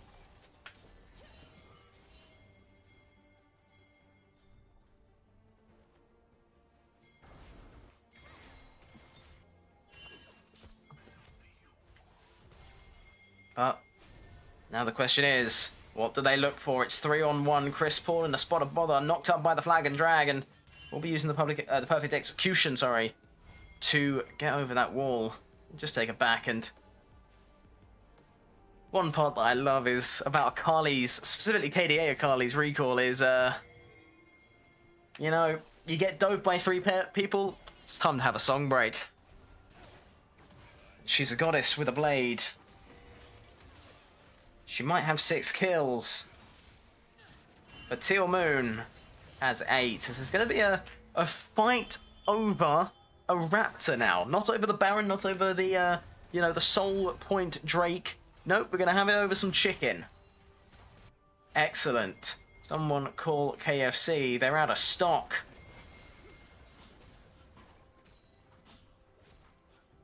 But Swag might find something else on the menu here.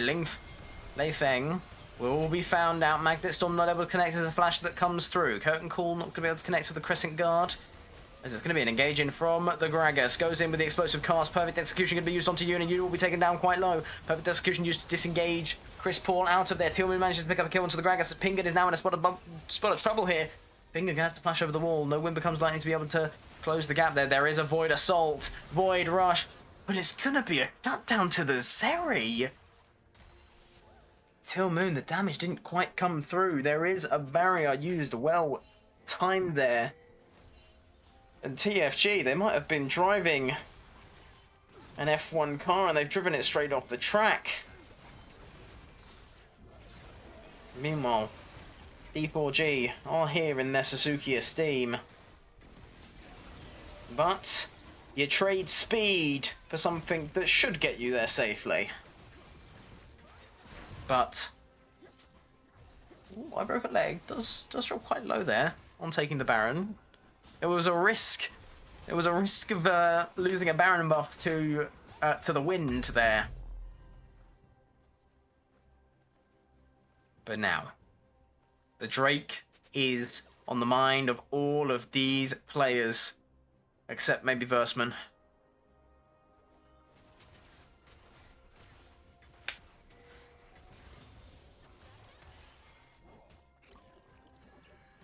Versman must be thinking about this 5-man Magnet Storm.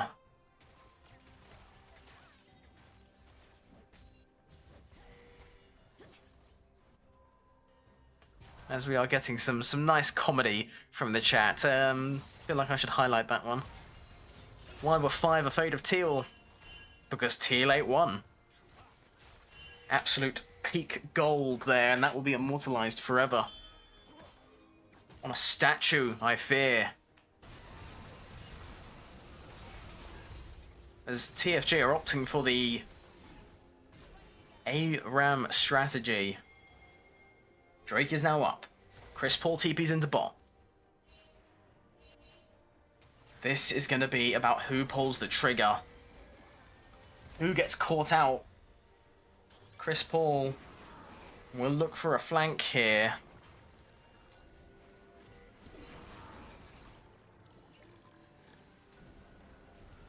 It seems like TFG are a little bit scared. Backing away now. Trying to find this one perfect pick.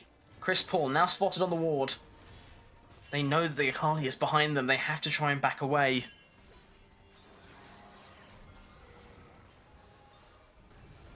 And now, okay. DFG relieving some space, but trying to find where this Akali is. Swag has found her. But here we go, Swag. You stole one last week, and you're going to steal another this week. It's the Mountain Drake into the hands of TFG, and that Soul Point. Swag gives up his life for it, but the amount of damage coming through from Yoon. Only archery just yet, but Gragas and Xin drop very low. But the Drake goes into the hands of TFG. And don't you worry, Hiding Sheep. I will do the Only Pixel after the game.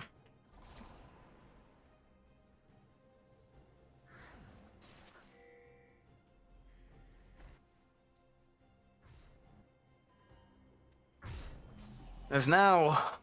Well, the Drake did go into the hands of TFG with the schizophrenic dredge line there from Helios. He's just making sure there's no Teemos. The gold lead has now shrunk to 100 gold.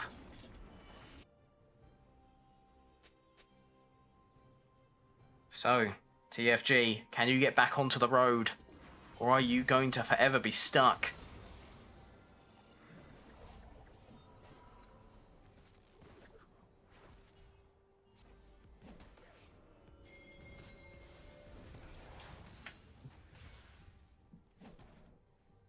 I mean, Tillman hasn't really had too much chance to be able to be the action man recently in these fights. This Void Rush, it needs to catch onto this Zeri to be able to really let TFG take an engage. But the issue is you let up for a second on your backline, there's an Akali, and she is goodwill hunting. Jin might make some killer music, but Akali is a killer.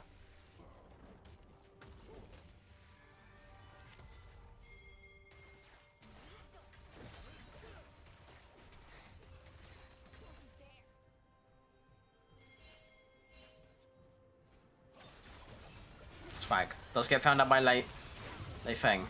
Perfect Execution does use on to the Jarvan to try and lock him down. Carly will go forward here. Magnet Storm comes to just slow things down. Carly does drop low. Curtain Call comes through. It's going to be a Void Rush onto Chris Paul, and that's your execute gone. Pingan trying to land that 4th shot of the Curtain Call, but here comes the Zeri in on to Pingan. It's gonna be a quadra kill, triple kill even, for the Zeri, and it's starting to get out of hand here. They're driving off the cliff, and the Suzuki Esteem has managed to catch up. The Zeri has scaled, and now you're in a spot of bother.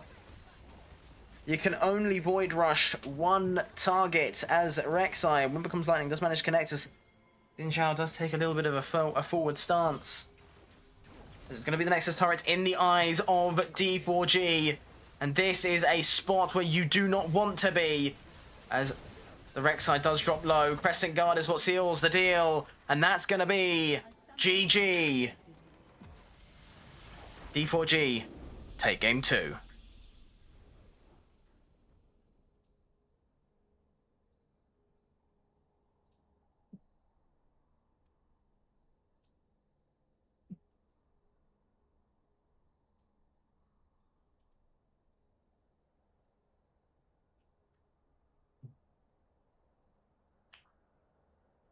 And I mean, coming into that game, I had questions about the Zeri, but it definitely did pay off. But there's a reason that we're on this screen to continue. So here you go, sheep.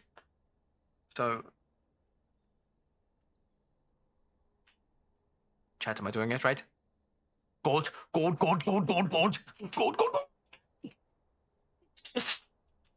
trying to remember the one like where it's like the Titan Hollow when he gets the nip one where he's like Titan Hollow, Titan Hollow, Titan Hollow, Titan Hollow, Titan Hollow, Titan Hollow. What is it, the fucking accuracy memes where Only Pixel opens a nip paper sticker, 99% accuracy. But game 2, decisively lost for TFG. They had the formula, they had it working. Teal Moon was able to get really far ahead, but it wasn't enough. In this game, I feel it's not a case that D4G didn't win. I feel like it's more so a case that TFG did lose it. So they're going to need to be a little bit more cautious going into, you know, the next game here.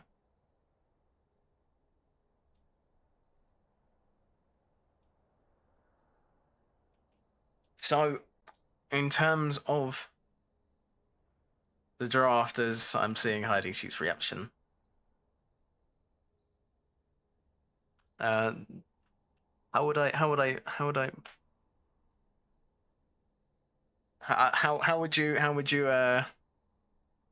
do the proper Owner Pixel? Well, this is while we wait for,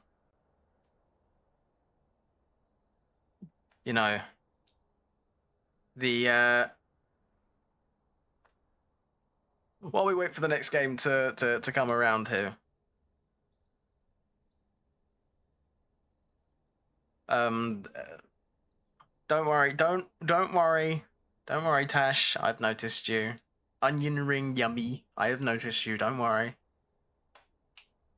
But save it for the Cowboys.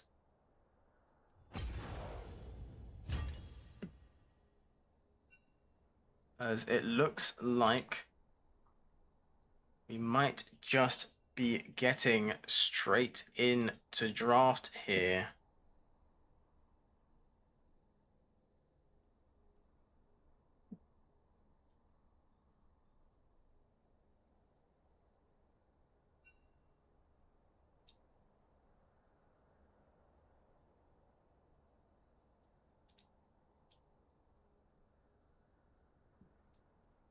As TFG opt to go in on to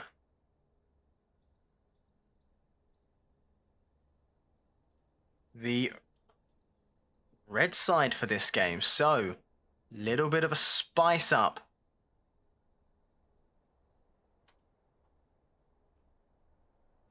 Yeah, this is absolutely peak content right now.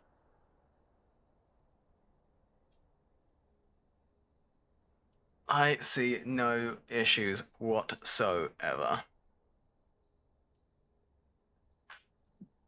We're just waiting for the draft to commence, and then we'll get back into the action then, shall we?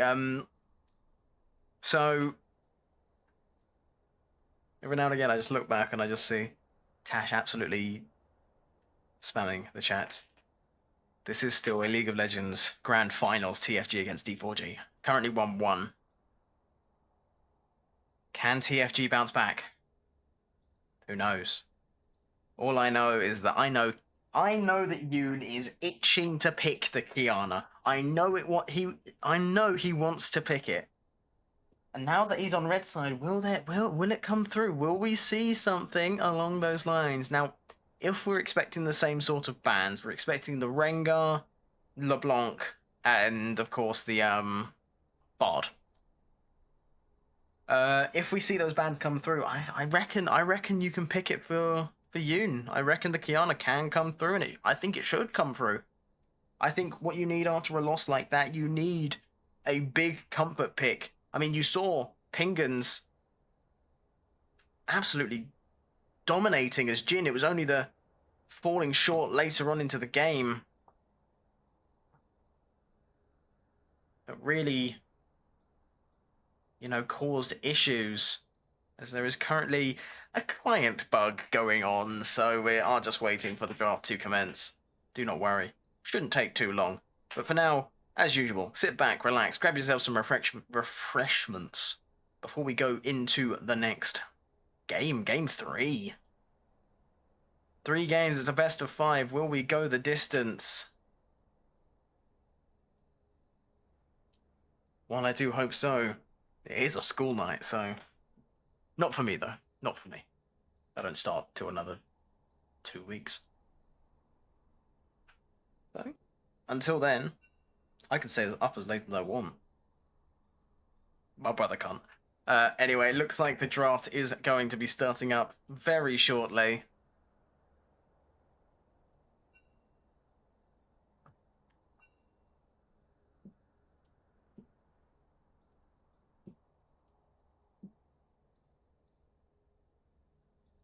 All right.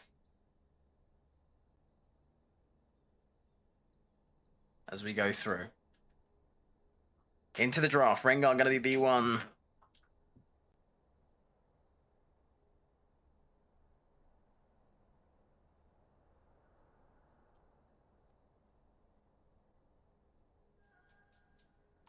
It's going to be Neela. Banned away once again. They really do not want this Neela coming out, TFG. Rengar Bard. The LeBlanc was hovered, but not selected. As Udyr is taken away once again. Now, do we see something similar to Game 1 where the Kane's taken away? Now that D4G have access to this blue side.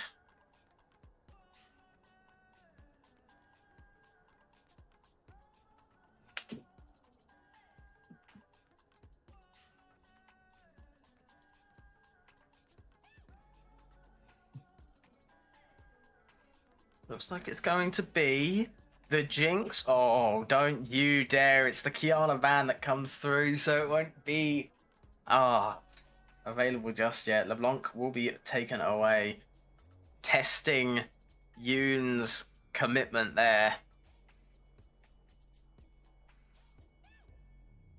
It will be taken away, so what do you pick it if you are Yoon here? Could we see the Xerath come through? Now, there is Xerath, there is Azir, and if Ryze is the first lock-in, well, you'd expect it to be something like that.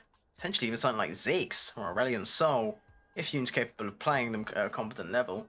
Ahri's going to be hovered here. This is a little bit more standard, a little bit more typical, something that you'd see. Ryze, not too great when it comes to dealing with more mobile champions.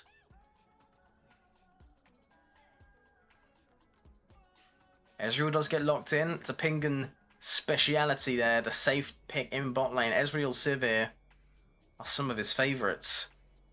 Just means that a little bit more aggression can be brought onto the top side. Now, a champ who I haven't mentioned and who I am surprised hasn't come up at all so far this game, Yunara. Yunara has remained open this entire time.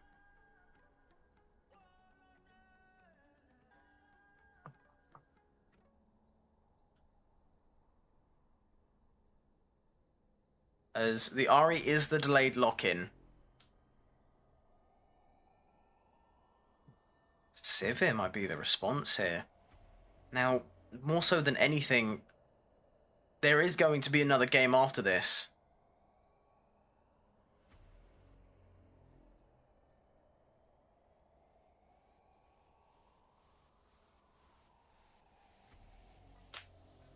So this means that both Ezreal and Sivir will be taken off. It's going to be locked in now.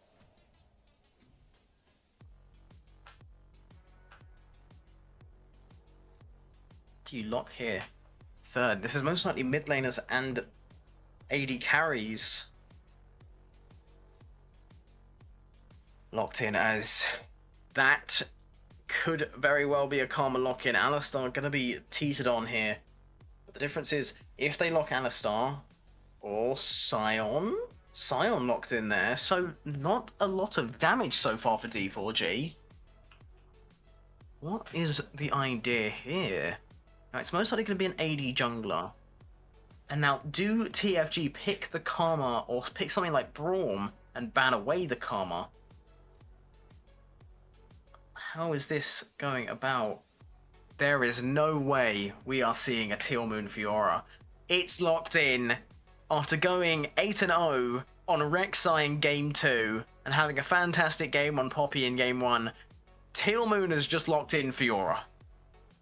And it's a Braum ban coming through. Okay, so D4G getting choked out of the safe options here. Karzik's banned away. We've seen Swag pick that up, but you are missing a little bit of front line for TFG. What do they ban as their second, as their last ban? It's going to be the Karma takeaway. So what's the plan for the support of Ezreal? There's something cooking for Verstman. This might be the hashtag Verst show, as Pantheon is going to be taken away as well, and that really chokes out the pool for Swag here.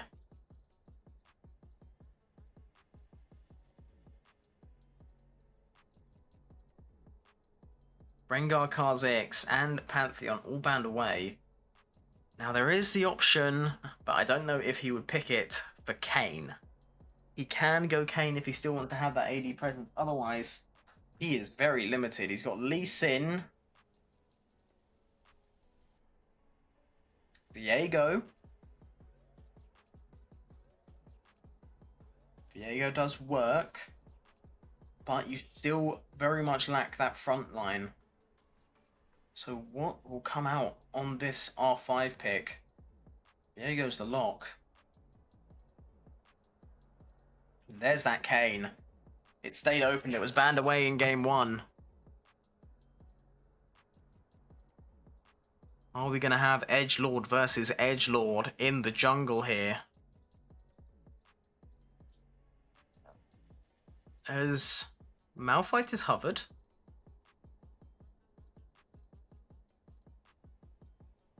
And Malphite is locked in. Does that mean that it's Sion support? No, it's Sion jungle? As there's a Lulu hover. This is perplexing. Right.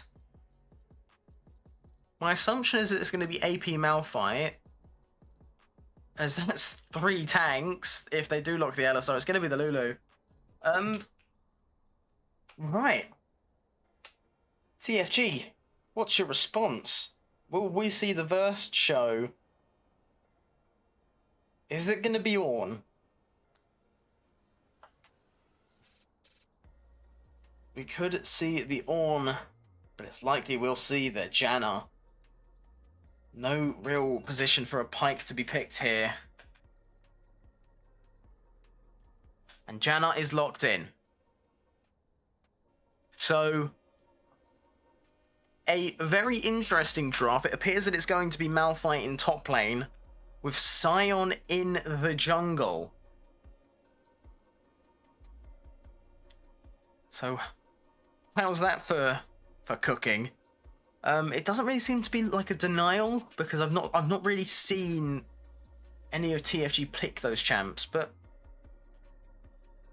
you never know, this could work out in their favor. Now, the issue that I spot for D4G is you are low on damage. You are so low on damage. You have a Sivir, you have a Ryze, that's it. Either of those two go down, you're relatively history.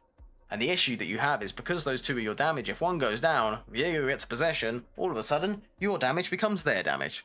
So, D4G gonna be very much looking to just keep their carries alive. The opposite side, TFG, no real frontline to speak of, but a lot of isolated power there. Fiora, Janna, Ezreal, very safe, very sort of solo-y, split pushy type champions. I'm also just interested to see how this Sion jungle goes.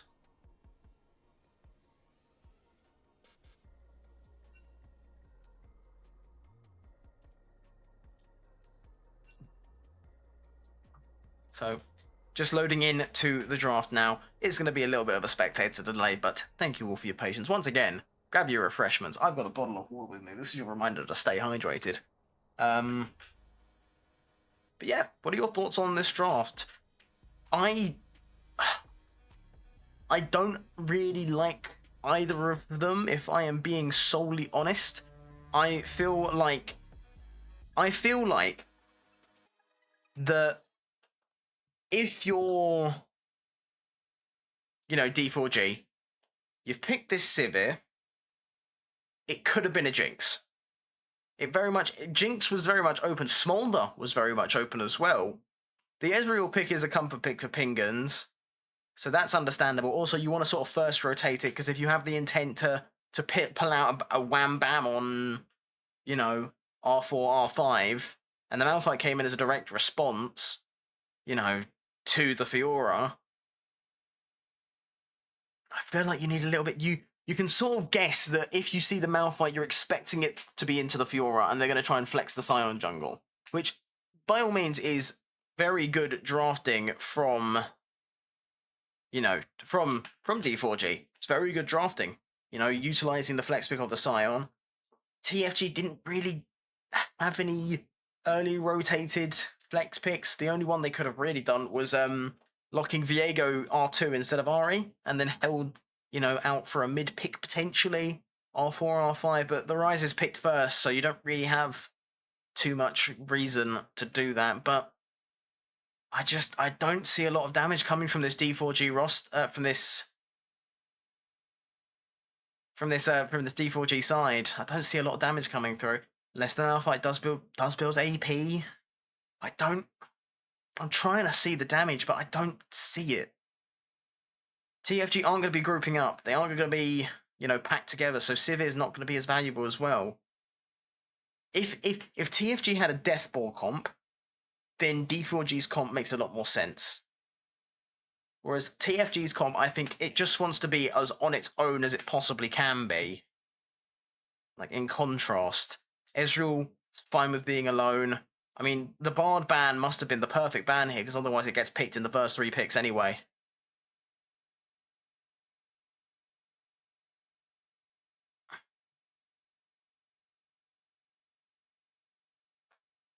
But all shall be decided on the Rift. There is no sort of program that you can sort of use to predict every game, because at the end of the day, that's what makes these exciting. If you could just prove, something's going to happen, what's the point of watching? Well, I'll tell you what.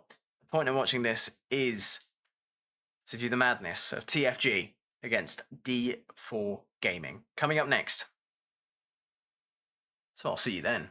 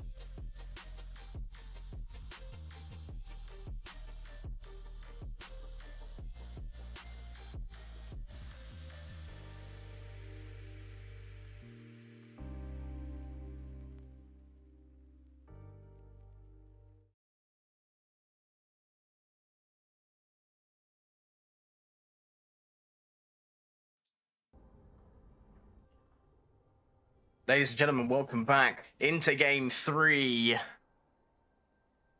Welcome to Summoner's Rift.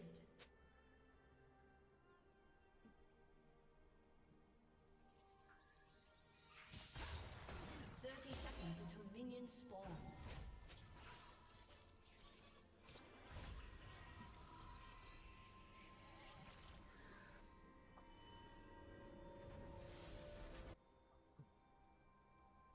As we come in, I still have my questions about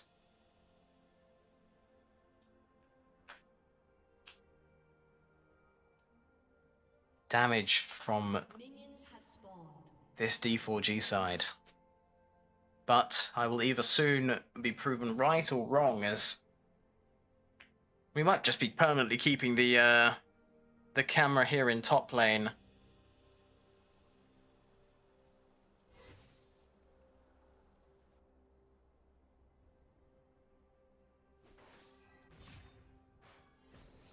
As it is the Fiora.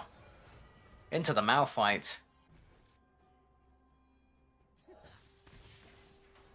Now something interesting, the Sivir does have the Ghost, so push comes to shove, Sivir will push you to the ground. As already Teal Moon taking very early trades into Araidene. I just land the Vital. Lands. Oh, not able to land that second one though. And I mean, this game will be decided by the true damage. You've got a mixture of it on Fiora, Viego, Ari. All of them have some form of, resistance breaking. And then you can add on top of that things like a Black Cleaver. Or even a Bloodletters. And enhance that magic damage. As Yoon is just going to try and look for the comfort plays here. Not going to be trying to over-test himself. Now, the issue with the Scion, Lei Feng is quite behind on the camps. Has only just managed to clear the walls now. There is a ward on the Raptors. So Swag will be spotted. But now moving into bot side, these multi-unit camps will be the easiest ones for Scion to clear with that dominating smash on the queues. Chris Paul takes a little bit of an extended trade into Yoon.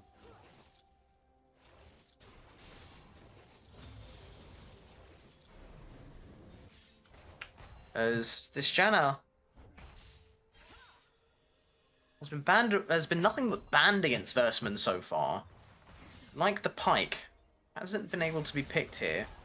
Teal Moon level 3, Malphite level 4. These 3 minions will get Teal Moon to that level 4 mark, but until then, going to be taking a significant amount of damage as Rice has to back away. Viego, Swag, joins forces with Yoon as Lei Feng looks to try and claim the Scuttle Crab, does manage to take it, but now it looks like there could be a skirmish here. It's 4 on 3. Ingen might make it 4 on 4, but Scion flashes forward. Dominating smash does knock up Yoon as he does fall. First blood over to the Rise. But Israel Pingan's going to be able to claim that over onto Chris Paul, but it's a second kill for D4G, and it's going to go into the hands of the Sivir. I broke a leg at the flash over the wall here. Pingan in a spot of trouble. Shield not available for Versman, but it's going to be a barrier used. Arcane Shift not quite in the inventory, and it's going to be the Feats of Warfare claimed once again by D4G. Sloppy, messy fight here in bot side.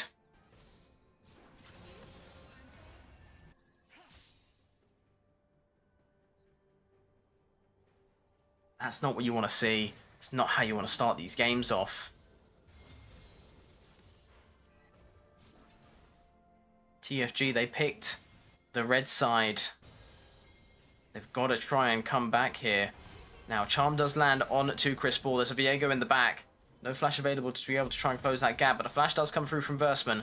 Tornado not used just yet. Will come through eventually to knock Chris Paul around. And that's another kill onto the Viego now. And that's exactly who you want the gold on. Only 2 sort of members of D4G you can really consider to be carries. So getting the Viego into a spot where he can just run them down is going to be vital. Speaking of vital, you do not want this Fiora just side laning, split pushing the entire game, because she will make life much, much worse. Teal'c now, level 6, has the Grandmaster's Challenge.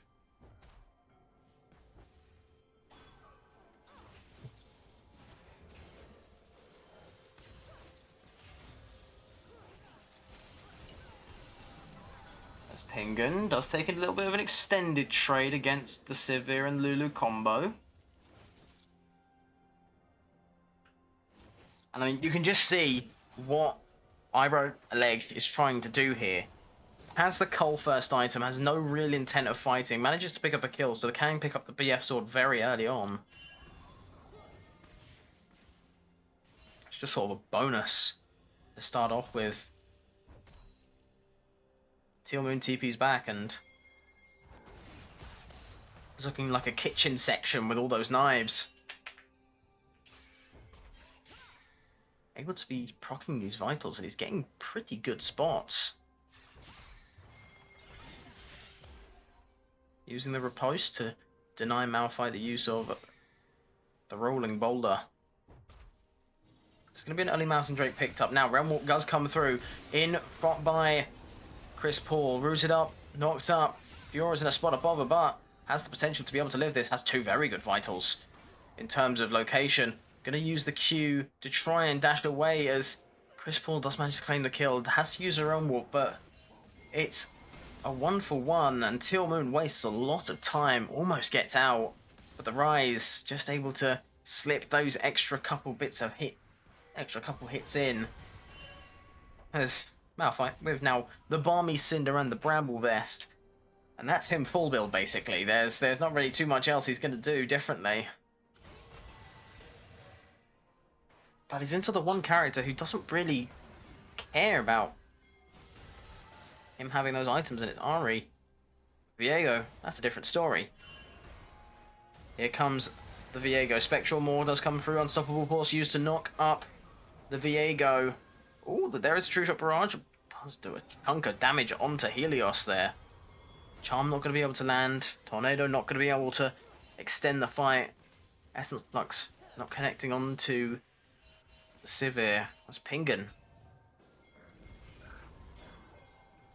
Not going to be too involved here at the moment, as it's a mixed bag of fight. Nice little triple tornado there for Verstman, but the grubs will be darted. Now, the ADC's left in a 1v1. Chris Paul, lane swap now, in top lane.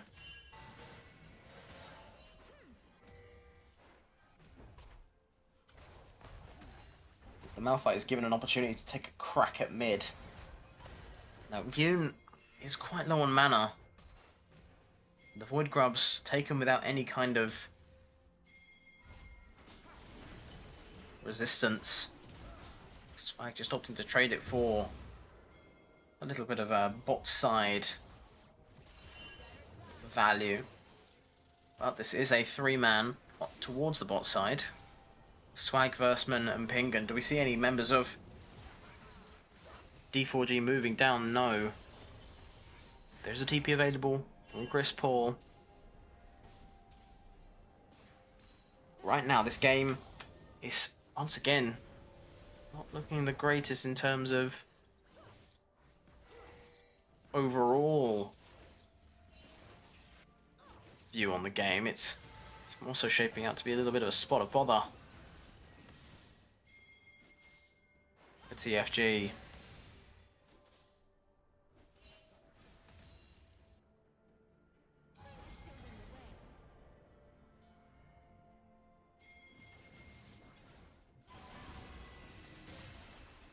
Yoon and Chris Paul do take a little bit of a eager trade there. Verstman is around the top side, finds Lei Fong.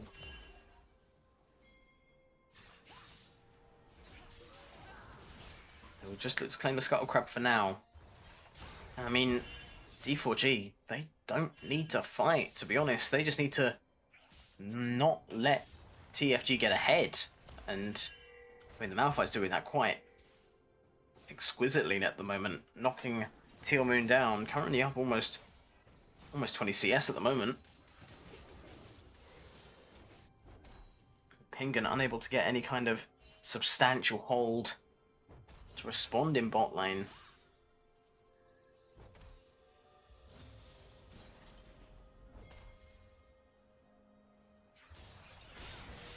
As there will be an all-in engage from Teal Moon. No grand challenge used, but 2/3 HP. The Malphite does go in now. No riposte used in time, but Teal Moon has to be careful. Does use the grand challenge now. Gets all 4 vitals. Not quite. Oh, Teal Moon does fall in the last couple seconds. Just an inch away from being able to proc that heal. Would have most likely saved him. Proc that max health true damage onto the Malphite. Would have spelled disaster for Arraigned.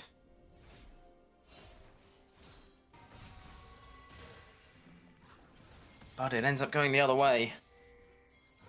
And Teal Moon does fall.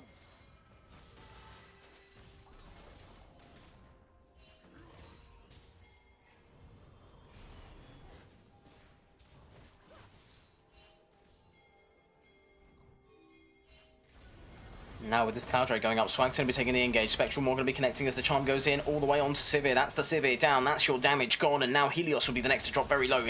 Heartbreaker comes through in from Swag. As it's going to be the Scion falling in. The passive will be used to just stall out. Realm Warp does manage to get the rest of D4G out. And that is not what you need.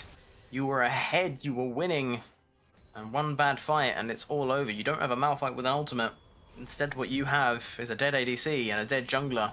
But the Malphite looking to make up for that fact. Versman is in a spot of trouble. Has got the Monsoon.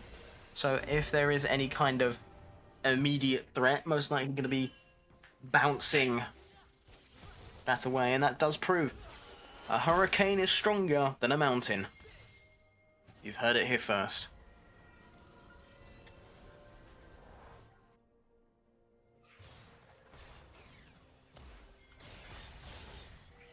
Once again, Teal Moon does take a trade onto the Malphite. Does start out better in terms of the damage, but there is an unstoppable force lying in wait. So, Odian not going to be too scared to step forward here. Meanwhile, Teal Moon begging and waiting for this riposte to come up. Grand Challenge is available, so if there is the likelihood for an engage there, it will be Ben. Yoon is desperate to try and get anything at the moment. Currently no kills to his name. Does have 4 assists, but that does not pay the bills. Especially not for an Ahri.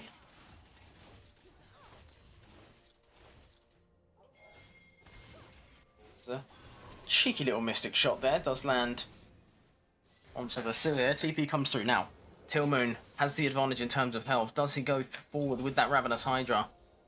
Malphite just does just walk away. Has got the TP available as well, so he will just TP back into the lane. As his TP's exchanged all around here. Chris Paul had to flash previously. There's a parry that comes through. Teal Moon looks to take an aggressive stance against the Malphite here. Grand Challenge does come through. Unstoppable Force is going to use to deny it as Teal Moon tanks 2 turret shots. It's not going to be enough to kill, but Malphite does survive. No flash used. But Teal Moon needs to be careful. You know that the Malphite has the ult. No likelihood of any kind of shenanigans going on here. Teal Moon will just let's try and clear this wave in. No attempt to stop the back, but will very much take the chance to push this wave under the turret as the Malphite TP's back into the lane. Sivir now in a spot of trouble, but has the Lulu, has the Scion to be able to cover. Spectral Maw stuns up the Scion, and now it's an all-in engage. Unstoppable Force. Unstoppable Onslaught is Scion's ult. Unstoppable Force is Malphite. That's not going to get confusing at all. Chris Paul now is the subject of an engage here from Yoon, from Swag. Bish, bash, bosh. Swag picks up that kill, and now there's a rise in the hands of the Viego. And he might not just have his items, but he's also got his 5-1 scoreline at the moment. Swag is really stepping up here. In a game where you need him to, you need the momentum back on your side.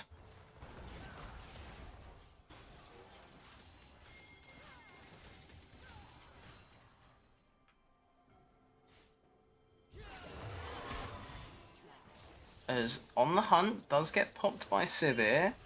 Will they try and look for an extended fight against the Ezreal? The first turret going down, and for the third time this series, Game 3, Beats will go over to D4G.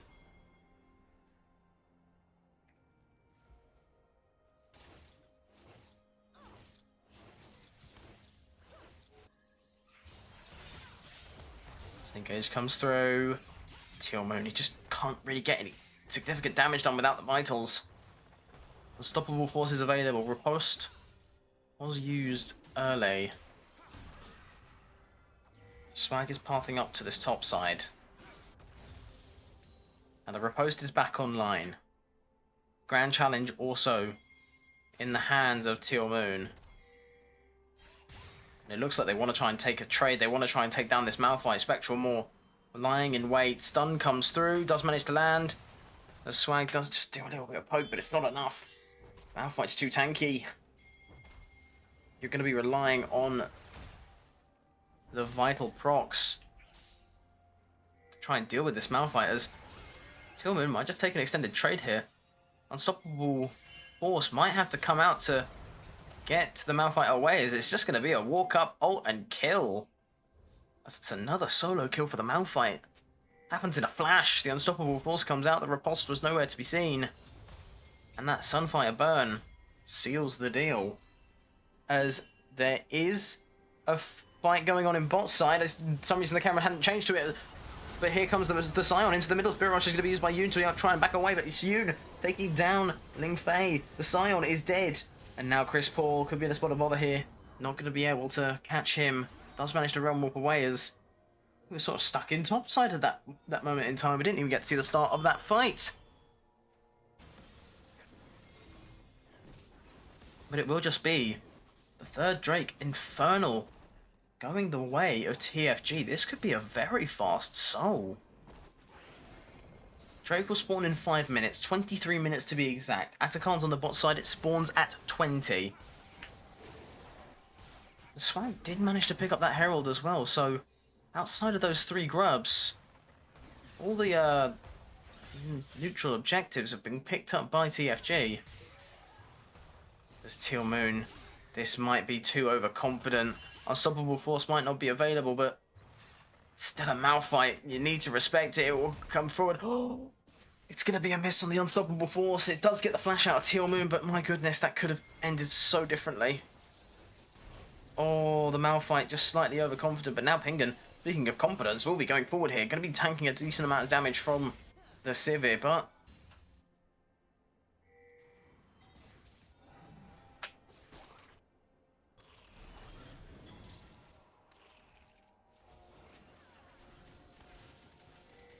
at the moment, this is a very odd game. This is kind of a limbo game. Nothing feels like it's going right, but nothing feels like it's necessarily going wrong. The only thing that I know is going wrong is this Fiora is very far behind this Malphite. Moon not able to get any kind of foothold in. And the Malphite is just content with farming in a side lane. The issue will be is, without the Malphite, how does your team fight suffer? Because you're going to need to keep Fiora in this side lane busy. Otherwise, she will just completely demolish through turrets.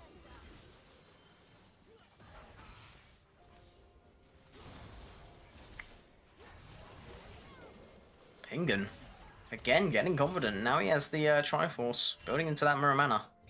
And it will immediately upgrade. Swag finds Lei Feng. Goes all in on to the Scion there. But no kind of decisive outcome. Atakan has now spawned. Bot side is its habitat.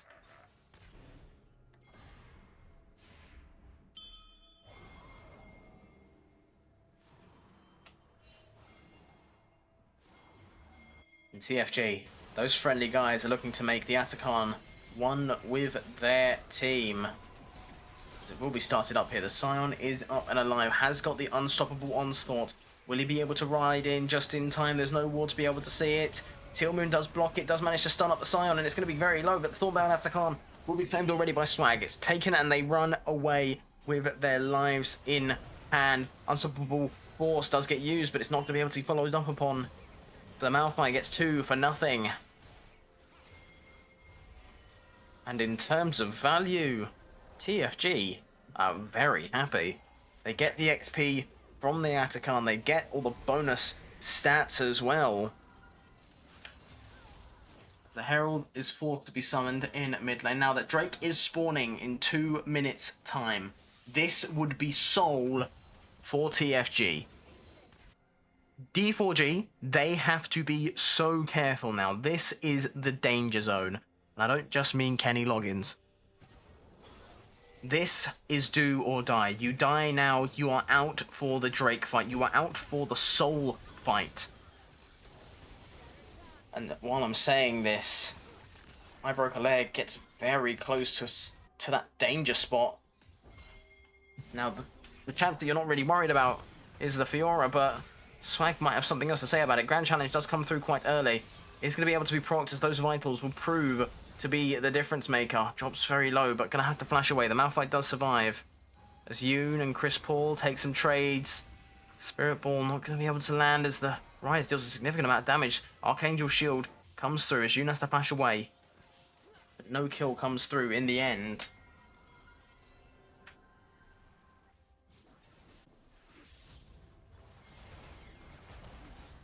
As now, top tier 1 is in the sights of TFG. And the Drake is spawning in 30 seconds.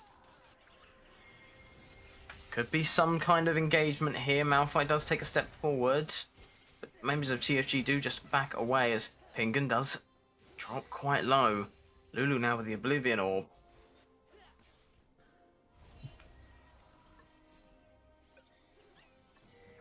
And, you know, Helios has just been sort of escorting people around.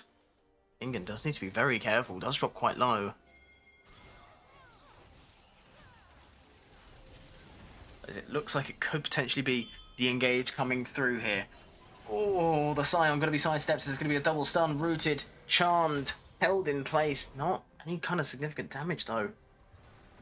But it's going to be a 5v5. TP's up and available for Teal Moon and Yoon. So at the aftermath of this fight, they can move wherever they want as long as they stay up. Drake is falling. 4k HP. He goes in, stuns up the Viego, but Malphite trades his life for it. They do manage to claim the Drake. They stop the Soul from being claimed, but Swag goes all the way in. Swag is looking for something more. Charm comes through and it manages to land onto the Lulu. The Wild Ghost have already been used. Lei Feng next in line. Polymorph comes through from the Viegos. It's going to be a 3-kill for nothing now. And this is where the doors might open for TFG to claim some rewards here. Heartbreaker will be used to try and close a gap there. I broke a leg, very low. Swag sitting perfectly between these two turrets at the moment. And that's not perfect, but silver linings. You managed to pick up 3 kills. It's 3 kills that you weren't sure if you'd be able to claim. You claimed 2 turrets in the aftermath of the fight. You don't manage to claim the Soul, but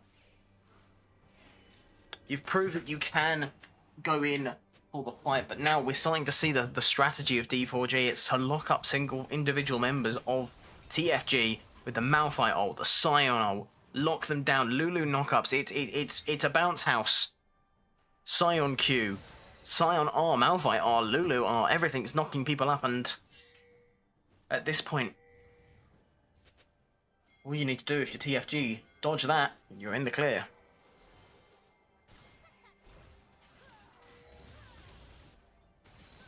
We're looking at gold, we see a very clear discrepancy in the way that Swag has a little bit of a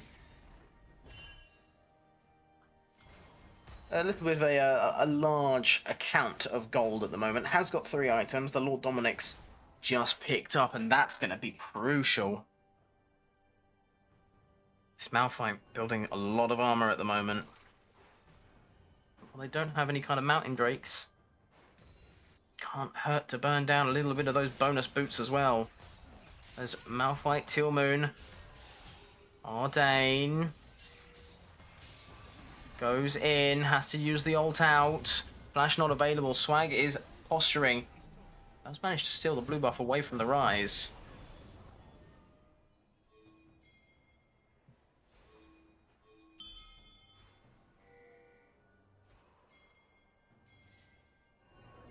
As Helios needs to be careful where he steps. One wrong move and there's a charm waiting for you. There's a tornado to send you to heaven, a Viego to bring you to hell. Baron does get started up. Now D4G, we'll see this. Spectral Maw does go forward, doesn't manage to connect onto anything. There's a TP coming in from Teal Moon, and now it's going to be the engage. Yoon goes forward, Spirit Rush used. The Rise ult does manage to get Helios and Chris Paul out to safety, and now it's a 5-on-5. TPs have been used. The movement has come through. Lei Feng does drop low. Wild Growth has to be used, and so does the Unstoppable Onslaught. True Shot Barrage comes through to just land a little bit of poke damage and burst the bone plating away from Chris Paul as Ezreal's Q's not doing anything to the Malphite. He's stacked up armor well and good. And now with that Warden's Mail, Ezreal's going to be doing even less damage. He's going to be doing more damage to himself at this point. Now it's just a game of poke and get back. Almost a crude game of chicken. How close can you get without being close enough to be able to get caught out? Polymorph is used. Swag is turned into a Gromp, it looked like. Oh, Swag. He has eyes for Chris Paul. Not going to be able to catch him out there. It's going to be resets around. Teal Moon could potentially be caught out here. The Mist will deny any kind of further advances. They're unsure of where the other members of TFG are.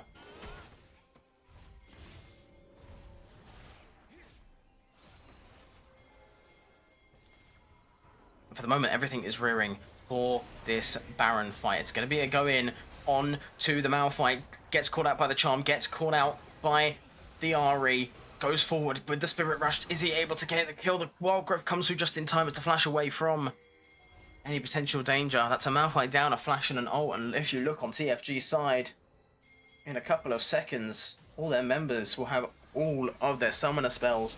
And you have a flashless, ultless Malphite. There is no engage. The Scion is how you get in. But then how do you get out as Lei Feng going to be engaged upon the Charm comes through, and it's going to be Lei Feng dropping very early on. Potential possession there for Swag, it's going to be the Baron claimed. He gets out, but Teal Moon is the sacrifice. Oh, but the Sivir needs to be careful. Will drop very low, and it's the damage from the Ezreal. Rise manages to pick up the kill, but there's going to be a knock-up from the Janna. Versman manages to catch out Chris Paul, and it's going to be a kill over to TFG, and that might be the tipping point. That might have just tipped the scales just enough so that TFG can ride this game out. And that's going to be the Drake Soul. 3 members of D4G down and out. And this is what you needed as TFG. This was your out. You got the Baron, you've got the Infernal Soul, and now Malphite is nothing but a punching bag of a rock to you. Look at the damage coming through from Yoon. Puts Malphite down to an 1/8 of his HP bar. Unbelievably low. And that's just an Ahri. And Swag very much been this anchor.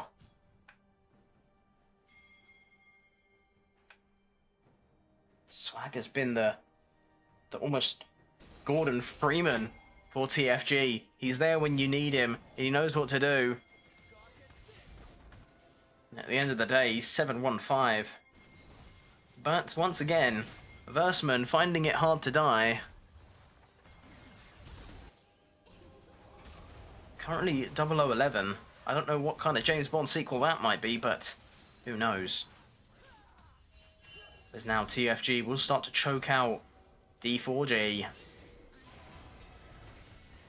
So much so that They're going to have to retreat back to their base all the way.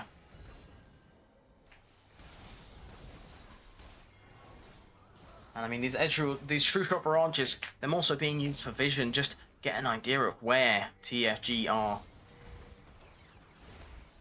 meant to go at the moment now. First one does get knocked up by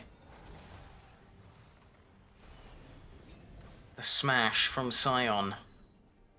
But keep your eye on Swag. He's going to be the deciding factor of this fight. If he falls early, your hopes are doomed. But if he can stay alive, get a possession, and thrive, well, then you're going to be wearing those sunglasses with pride.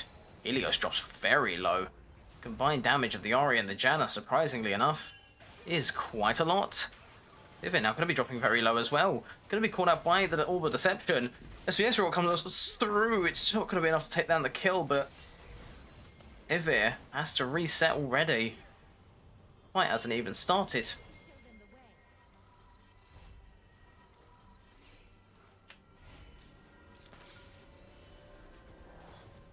As this game is approaching the 32-minute mark, 31.5 minutes. How do you close this game out if you're TFG, and how do you crawl this back if you are D4G? Now, if you lose this, you have to win 2 games in a row to be able to win this series. So a win here, and you have a comfort game. But we all know we do want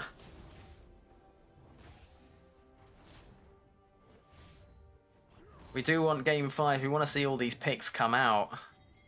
You never know, there might be a chance for the Yun Kiana to make an appearance.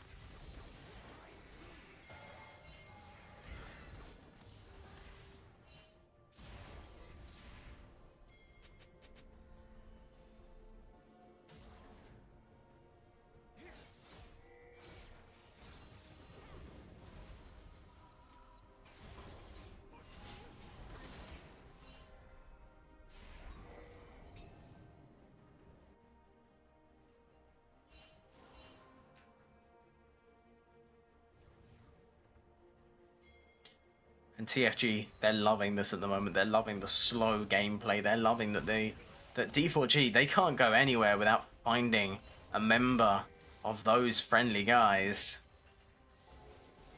And Bingen finds Sion. It's 2 levels up on the jungler actually, but just needs to still be careful. A locked up ADC. Might be 2 levels up, but he's still an ADC. But at this point, it's TFG choking out D4G. The question is, do you try and prolong the game here to mentally boom D4G at the risk that they can mount a comeback? Or do you just try and obliterate them so fast that they don't even know, they're not even thinking about this game? What do you do? Do you give them the chance to think about this game, or do you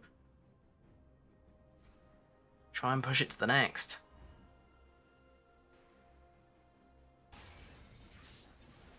And I mean, the issues that I was thinking about in the draft, where there's not a lot of damage, they're coming to fruition at the moment. There is no real damage for the side of D4G. It's all coming in from TFG themselves. And this Janna is just making life so much harder, because not only do you not deal much damage, there's also a Janna shielding everything. So what can you even do? Teal'c is going to get spotted out by Chris Paul. As Baron is up and alive. Oh, the Charm very close to catching the Sivir. The Spell Shield was in play, but here comes Swag. Does take a step forward, has got the flash available. It's just going to be some poke damage from Ezreal, but Teal'c is on the flank. Is in behind. There is a ward on the Baron, so it's not going to be a blind take for D4G. There's still a ward on there. They can see exactly how much health the Baron has. It's at 9k at the moment. Unstoppable Onslaught will be used. Redemption used in the backline. Heartbreaker has to go over the wall, but it's going to be Yoon going in now with that Spirit Rush. Going to be trying to get them down very low. Not going to be able to take them down as Versman gets his first death of this game. Now it's Teal'c and Swag against the world. Here comes the Rift Realm Warp. It's not going to come through, and it's heartbreaking for Swag. Pingen, meanwhile, on the sideline, was able to take down Feng. Does the Scion passive claim it? No, it doesn't, but that is swag all over. The clutch factor is there. He has decided that you shall fall, and this Viego is what has sealed this game. There's no one alive. It's going to be GG. The Nexus is available and ready to be taken. Swag has won this game. So GG, we're going to game 4.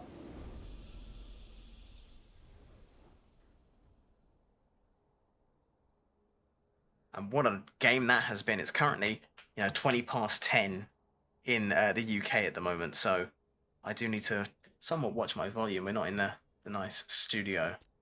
Like, I only wish I could be. But what a game from TFG.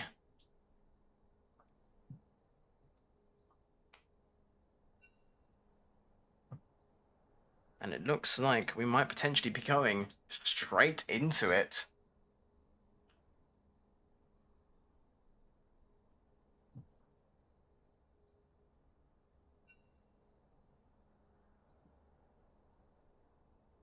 And what an absolute thriller of a final game.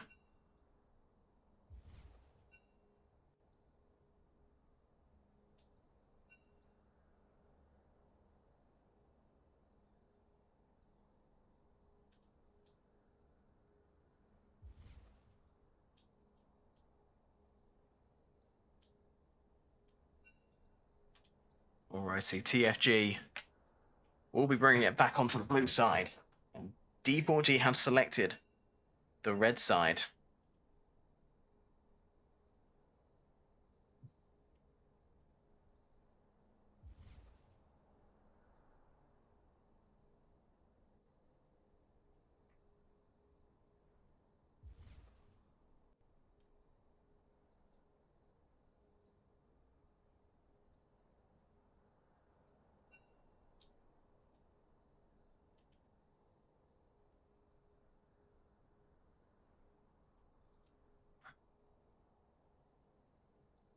I'm still trying to get over that final, hurdle of that game. It's TFG go 2-1 up in the series. Now, the draft will begin very, very shortly, as it seems like nobody wants to delay.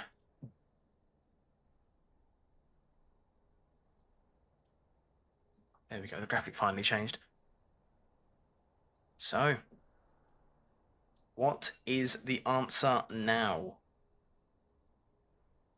There have been some substitutions made for D4G, as I believe some people had to leave. So it is going to be... R-Raid is stepping out in place for Hazard. And I believe the rest of the team remains the same. Oh, no, so Hazard is moving into jungle and Lei Feng is moving into top lane.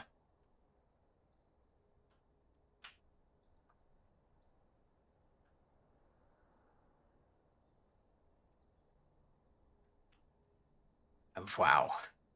Again, what an amazing third game even.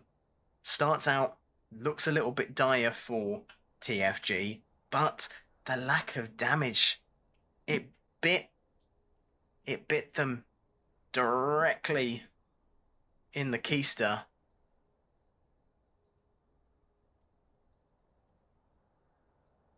So they just weren't able to mount a comeback.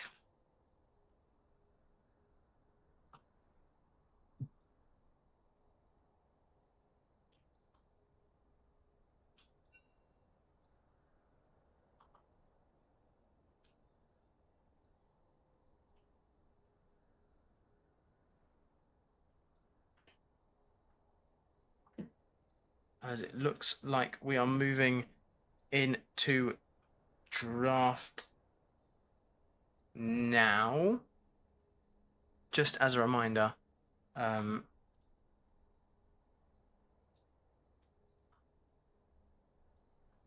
This is now do or die for D4G. They lose this game, they lose the grand finals.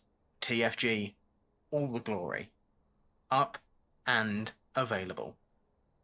Ladies and gentlemen, momentarily, we will be going into the draft for Game 4. Just awaiting on the last few members to enter the actual game so that things can get moving relatively quickly. And here we go. Neela once again banned away from the blue side. Rengar taken off as well. They really don't want that going into the hands of Swag. I mean, he's already having a fantastic game so far. Why would you give him a champ that he's going to be proficient on? As LeBlanc will be banned away by TFG. Bard immediately banned second. It's TFG, what are you cooking? Silas third ban. That tells me that there might be a Kiana coming out for Yoon. And it might just be banned away. No matter. We might not be able to see the Kiana come out this series, but there is a Pantheon open. Question would be, what would you pick with it? Do you take the Pantheon now, or do you see what comes through in the first rotation of the draft? Aurora will be locked in first. That can go top, that can go mid. Very likely that it will go into the hands of Teal Moon, who has been having some very confident picks so far.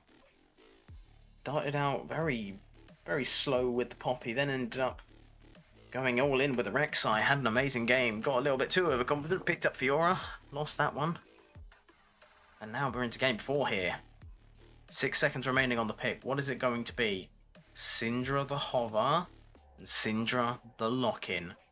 Ladies and gentlemen, I don't know about you, but if I see a relatively immobile mid laner and I see Yoon, I think of one champ.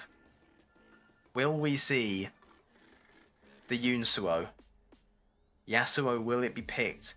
Will we see Yoon bring it out? I know it's unlikely, but it's nice to dream. Wukong's going to be the second pick here for D4G, most likely going into the jungle, and that really does choke out a lot of the picks here. As Udyr does get hovered. And Udyr gets locked in. So, TFG trying something a little bit different here. Taking, most likely that is Swags, off of those AD junglers onto the Udyr, and it's Smolder. I mentioned it in game 1, Smolder. And I even mentioned it in game 2 as well. This Smolder pick. The only way you're beating it is with the Jinx. And what do you have to pick with the Jinx? As it's going to likely be locked in. They can see it. They can see that Jinx is probably the pick. It will be Misfortune locked in. But could that be a mistake? As now, second ban phase does come through. Karma taken away immediately. What would you expect to pick with this Smolder here? Now, you've got some relatively decent frontliners. Camille is banned away by TFG. Udyr provides a decent amount of frontline, but what would you really want? I mean, looking at the banned away supports, Pyke would have been very, very good. But Karma, Pyke, Bard, banned away through regular bans, and then Rakan, Leona, Rill, Nautilus, and then Lulu, Janna all taken away. What is there left to pick? Braum. Braum is very much left on the table, as Alistar might be taken away here. I think it's just going to be Braum. It will just be Braum. Picked up. Now, what can the TFG response be? Now, I know it does sound silly, but that Smolder could be mid. It could be Smolder mid for Yoon, as we are going to see a Nico get hovered here.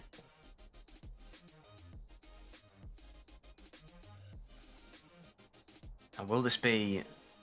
These last two picks will define this, you know, rotation, as all we're really expecting to see at this point is potentially a mid laner as Sona. Sona gets picked, and that is unbelievable. I had it in the back of my mind, Sona, Melio, or Seraphine. One of those three would be very, very good, and it looks like Versman agrees, and this might be the Verst show, because it's time to get hyped. We have a smaller Sona bot lane, and oh my god. That is a Z being hovered in Game 4, and that is a Z being locked in Game 4. Yoon is feeling the pressure. But what is it they say? With pressure, you make diamonds. And this is a sharp-looking diamond. And the last pick here, Ornn lined up, so it could potentially be the big bad croc. Renekton is hovered. Renekton is locked. So, these will be your champ picks for Game 4. And as we wait to go into the game, my goodness, this could be an absolute banger of a game. Zed mid. Yoon and I were talking about Zed quite a lot.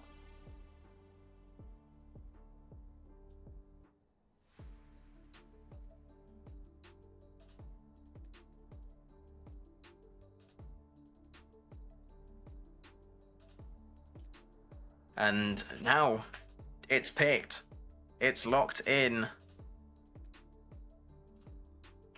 And I cannot believe it. We are seeing Zed into Syndra in the big old 2025.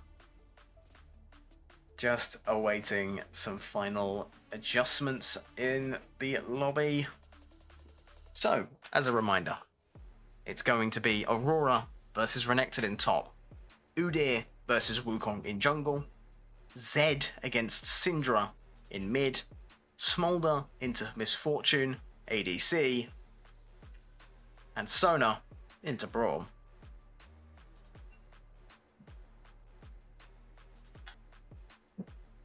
I'm rubbing my hands together for this one because, my goodness, this is going to be an absolute banger.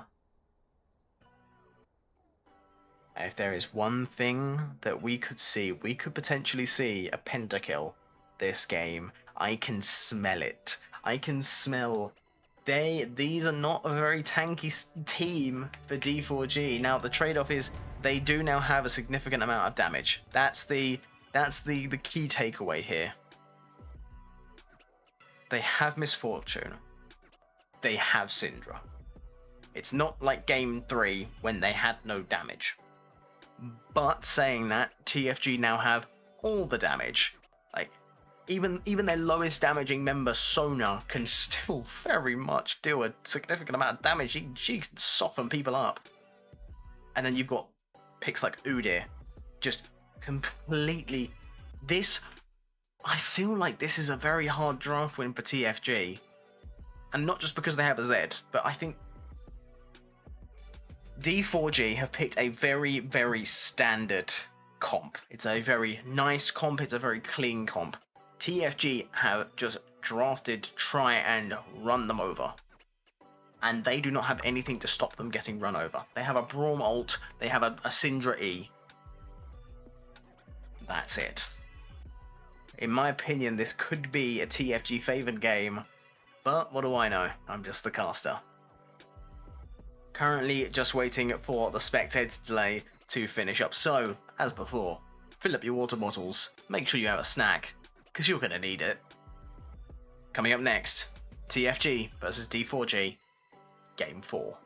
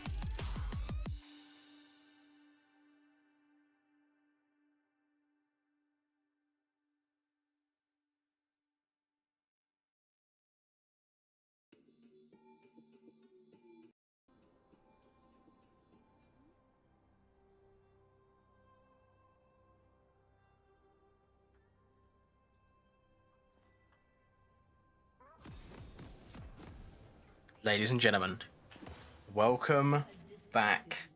As there is a DC. A summoner has reconnected. Oh, and we are back. Thank goodness for spectator delay. Completely annihilating that pause as there is a slight freeze. I'm guessing there was tech issues.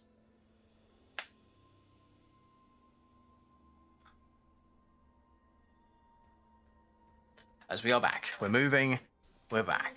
To Summoner's Rift. It is getting a little bit later in the day, so a lot of people's electricity does seem to give out once you get to this point. 30 seconds until minions spawn. So, game 5, game 4 even, TFG against D4G. And your eyes do not deceive you, that is a Zed. And it's not just anyone on Zed. That is Yoon picking Zed. He wants to close this out early. Deny the game 5 completely. They've banned his Kiana, they've banned his LeBlanc. But now Yoon gets to pick the AD mid laner, and it is Zed who he has decided on.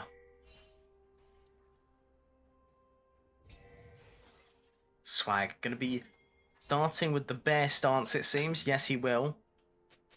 Or his clear.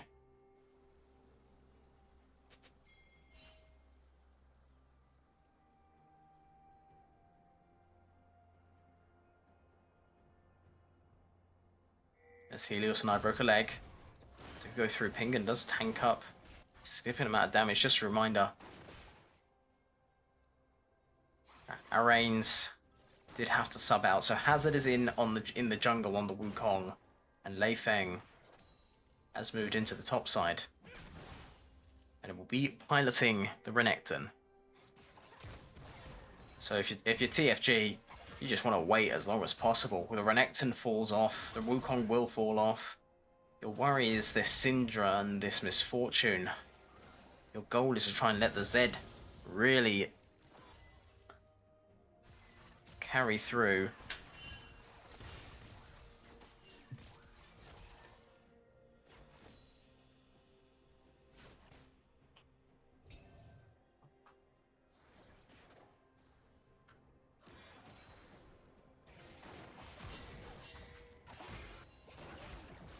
As already we're seeing a little bit of skirmishing early on. Nothing too crazy though, just a little bit of damage spread. But so far, nothing overly out of the ordinary. But Lei Feng drops very low. Teal Moon really able to do a good amount of poke there. Onto the big bad croc. Will we have a Cajun dish for dinner tonight, or will it be a rabbit stew? You never know.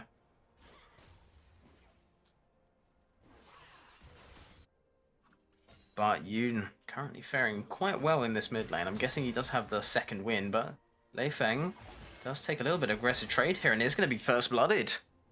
Aurora picking up that first kill.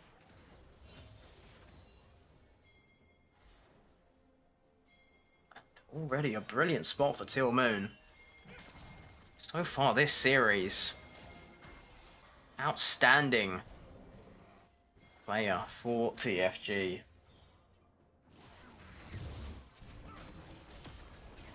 Swag does want to take this extended trade against Hazard now. But the Renekton's back in top already and already taking a significant amount of damage. TPs were exchanged, but numbers won't be. As Renekton will leave for the prom without a date, and Aurora will find what she can.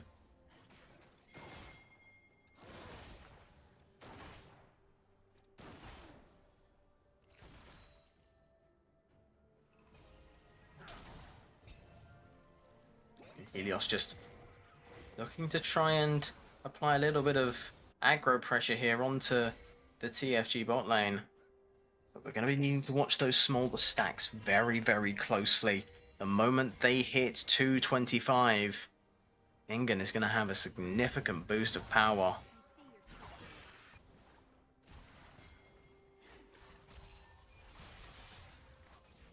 As there is a slight network issue, I do apologize.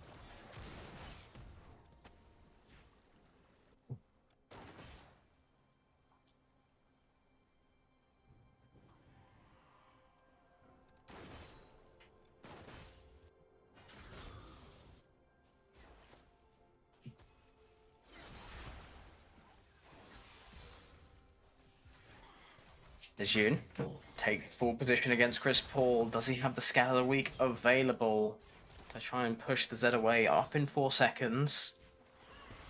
Not going to be up to deny Yoon that damage. Lei Feng, though, drops down to half. As Teal Moon is having a field day in top. It's been a very good day for him. Swag now comes in, bear on stance. Goat stance, if you will.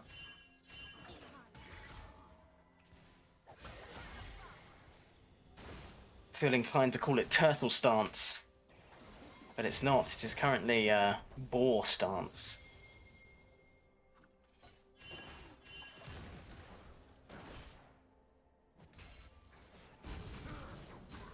As flashes do get exchanged, Teal Moon and Lei Feng do use them in top lane, but Teal Moon looks like he might come out on top here in terms of the damage. Electrocute is used. It's just going to be a little bit of a damage exchange. Here comes the Between Worlds now. Lei Feng drops low, uses the Cold the Meat to try and heal up some health as I broke a leg. The Misfortune does fall. The Renekton stays alive. And on this pirate ship, only the strong survive. Mountain Drake claimed by Hazard. And for the first time this series, we might see TFG claims the feat of warfare.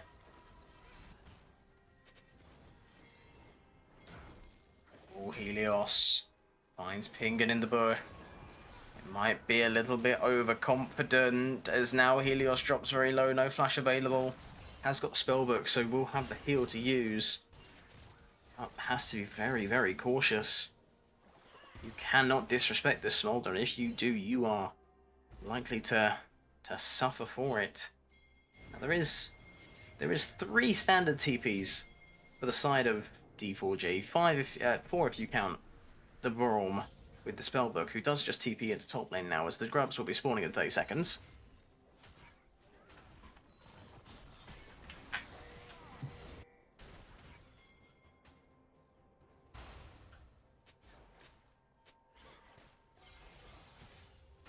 Helios appearing in mid lane to potentially look for a dive in onto Yoon here.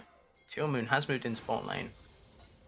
They have lane swapped. Pingan is up in top now. Oh. The Misfortune does tank a turret shot. Bullet time is used, but the Misfortune very low on mana, nothing to the name.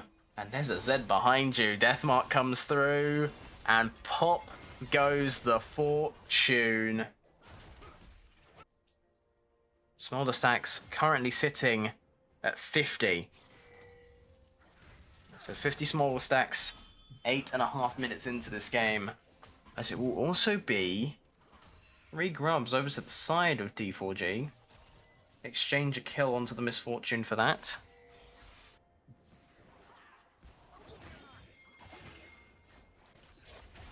I mean, Teal Moon has had quite a decent early game so far.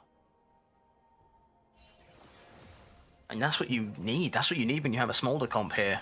You need your early factors to really be able to kick you off. And TFG will be glad to have Teal Moon as their top lane. It does take a significant amount of damage from the Syndra. Full combo. Used to squishing up the Aurora there. Between Worlds is available. Ults up for Pingan. No crescendo just yet for Verstman. We don't have the Verst show just yet. Also no Glacial Fissure, the side of Helios. But feats of warfare were claimed by TFG. The first time they've managed to do that this series.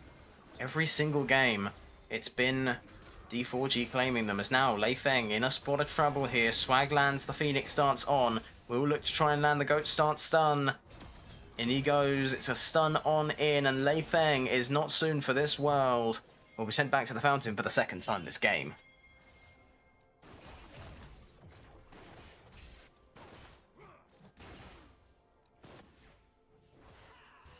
Oh, Yoon Uses the death mark on to Chris Paul, who will take a decent chunk of damage from that Zed ultimate. Mum comes in now in top lane. Will be blocked by the Brawn door. But it's 3 in top side. As the TP came through from Teal Moon, TP into recall. Interesting idea. But the fight might be extending here as Brawn going to be stunned up by the Udyr. Gonna drop very low. Bullet time is in a perfect position. Swag does fall. Teal Moon is in another spot. Cyclone catches out Pingun, but here comes Yoon. He finds the Wukong. That's the first kill. It's a response from TFG here. 6-1. Almost a 2k gold lead.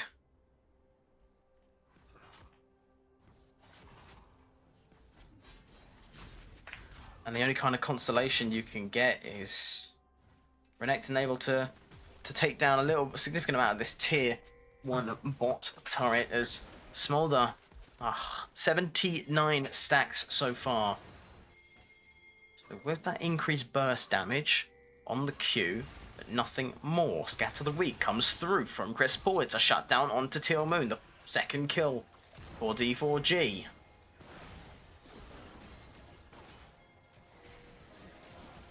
Ocean Drake up and alive.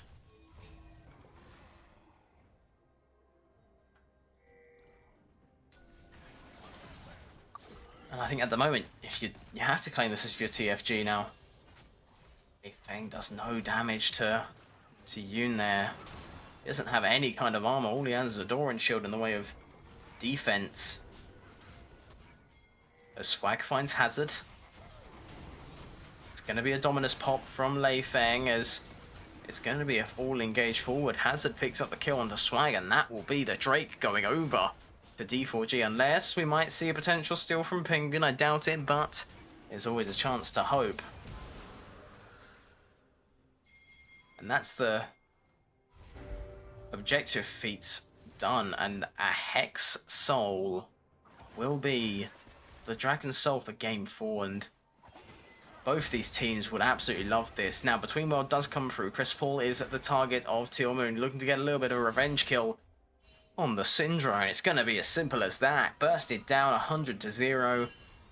Aurora claims the kill. 3-1-3. Teal Moon is having an absolute banger of a game.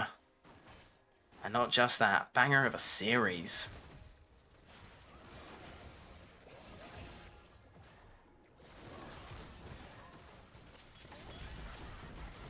Pingun does drop low. Crescendo's going to miss. Mum's called in for backup, and it's just going to be enough.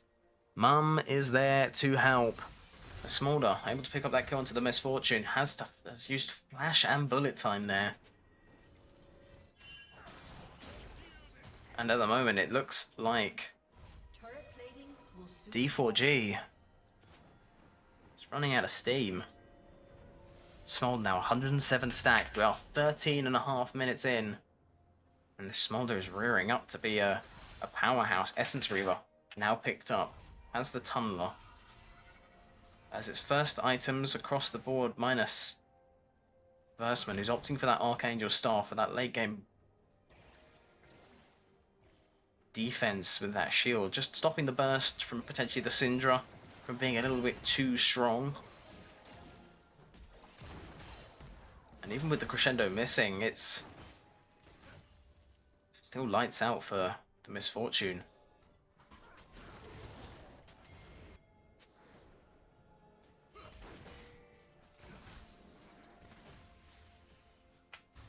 But Hazard has been able to get all of the neutral camps so far. All 3 grubs, all of the 2 drakes that have been taken. While it is only 14 minutes in, they are 5 kills down, and Wukong's still able to get the objectives. Just means that he's playing in the right places at the right time.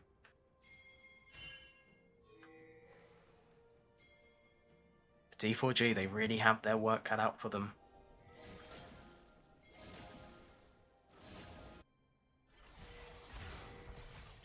Yoon. Lei Feng in a little skirmish here. Death marks up and available. Will Yoon wait for a a reset of his abilities before he tries to go in for an engage here. He's eyeing it up as an opportunity. Lei Feng does go forward, uses the slice and dice, and that's going to be the go call. Dominus is popped, and so is the death mark. Yoon falls very low, tries to deal enough burst damage onto the Renekton, not going to be enough to claim the kill, and has to back away. Uses the flash to escape, as this Herald is the first that TFG have really fought for. It's going to be a quick smite away from the Wukong, and he's just able to collect it, but he misses it on the first go round, and that's going to be the trade away. It's going to be a double kill over to Teal Moon there. Triple for Teal Moon, as like the past, it mimics itself, as Lei Feng able to pick up that first turret, and that does give D4G the empowered boots. TFG have not been able to claim the boots at all this series, as slight stutter there. Not sure what has happened, but Hazard falls quite low. The Udyr just starting to deal with a significant amount of damage with that Liandry's. But 6, 1, and 3. Teal Moon, my goodness, what a series. Even the game that they lost, game 2, on the rec side, going 8-0.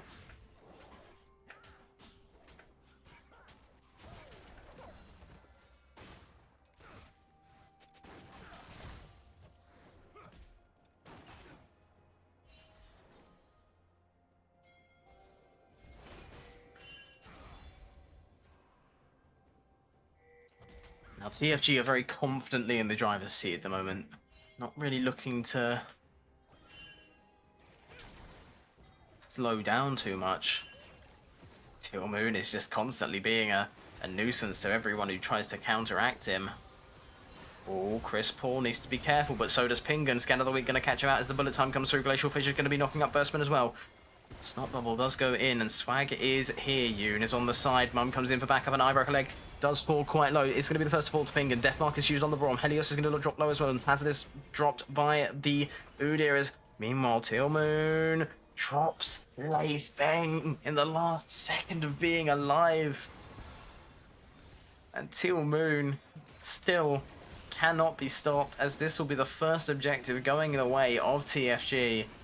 And what else but a Hex Tech Drake as the Smolder plods his way along.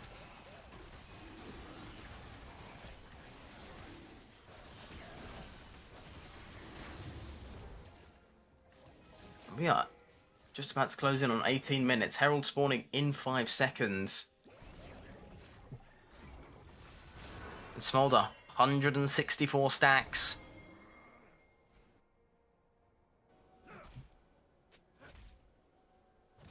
That threshold is closing closer and closer. Syndra on 80 stacks herself, not doing too bad.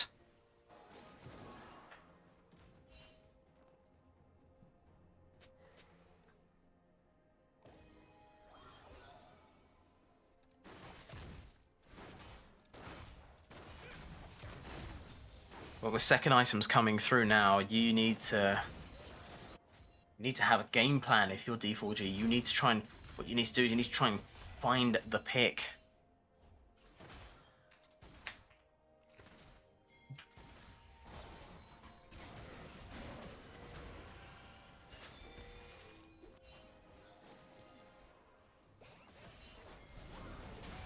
Swag though does get found by Hazard. Glacial Fissure not going to be able to knock him up. The second lot of Cyclone doesn't manage to deal the damage either.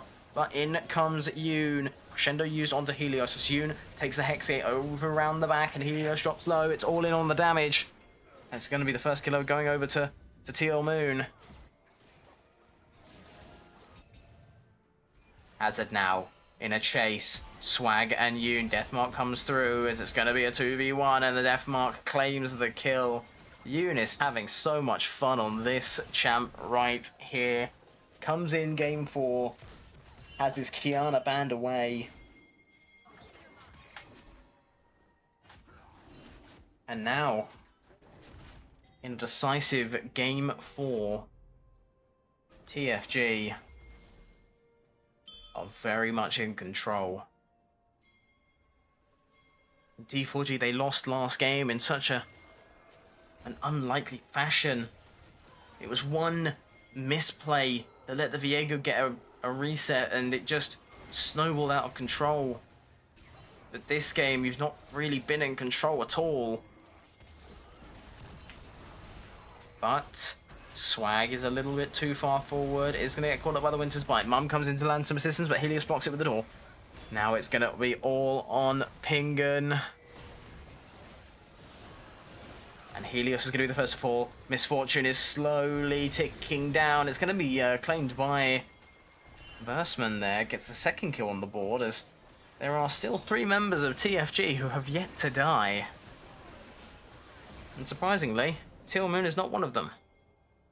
But despite the performance, perfect KDs for Yoon, Pingun and Versman. The bot side of TFG, they want to make this game a statement. They almost won every single round of the regular season. Missing out on 1 game. But now, with the Atakan falling to 3k HP, this might be it. Ooh, but the Glacial Fissure comes through. Syndra's able to pick up that kill. That's a shutdown. And this is just like the Rek'Sai game, where Teal Moon went up 8-0 and then died twice in a row. So will we see a sort of mimic of that game? I really highly doubt it. As instead of the kills being relatively even at 10-9, it's 18-4. Kill difference of 14 at the moment. It's a 4k gold lead. Mostly due to the objectives that D4G have been able to pick up, but I expect that that gold lead will start to grow and will start to grow rapidly. Because with an Atakan in their pocket, there is a level advantage across the board here for TFG. And not to mention Smolder.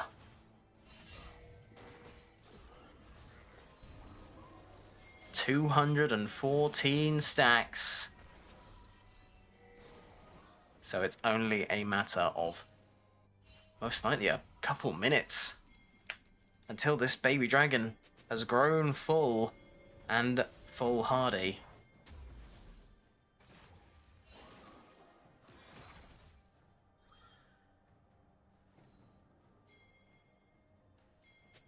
And I just mean, what a spectacular game to have for TFG.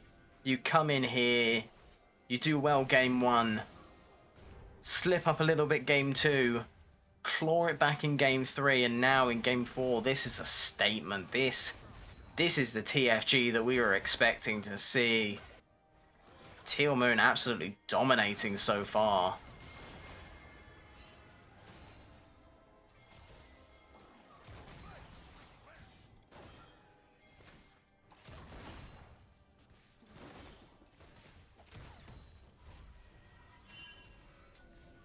And credit where it is also due, Yoon, to come into this game 4, pick the Z of all champs.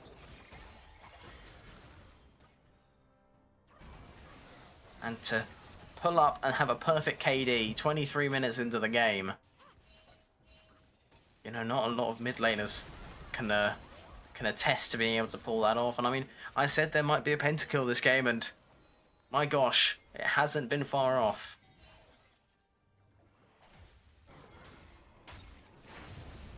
As Swag is eyeing up the opportunity of potentially going in on top side. Hazard and Helios are there. But Teal Moon, the subject of some scrutiny, gonna be popped by Syndra and Misfortune there. The burst damage much more in favor of the D4G mid laner and AD carry.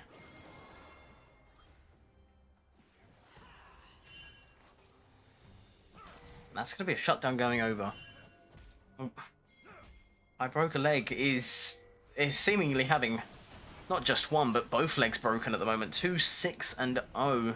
Hasn't been able to get anything so far this game. Had 1 kill that was from an ult that just got used, but but Swag might have been a little bit overconfident there. Fell for the bait. There's TP coming in here. This is Yoon. Yoon is going to be TPing in and flying in. Winter's Bite does catch him out, so that gets the Brawn passive on.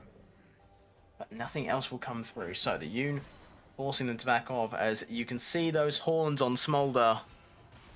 237 stacks. Now, it's just a matter of have a fight. Stack your Qs and win. Can TFG pull this off in a grand final? Baron is up. It's 18-5. Both teams at this point have just been scaling, but Swag is looking for something a bit more. Lei Feng is the target. Will we go looking to go forward here? Doesn't have the stun or the bear stance to go forward with. But Helios does start to tick down low. The burn is on and the execute might still seal it. The heal comes through just in time. Hazard is the next in line to be targeted here. Swag is locked on. The Phoenix stance enhanced goes in. Glacial Fissure used to just get the jungler out of the way, but meanwhile, Chris Paul dropped very low. Looks like it was Yoon using the death mark there to try and pick off the mid laner.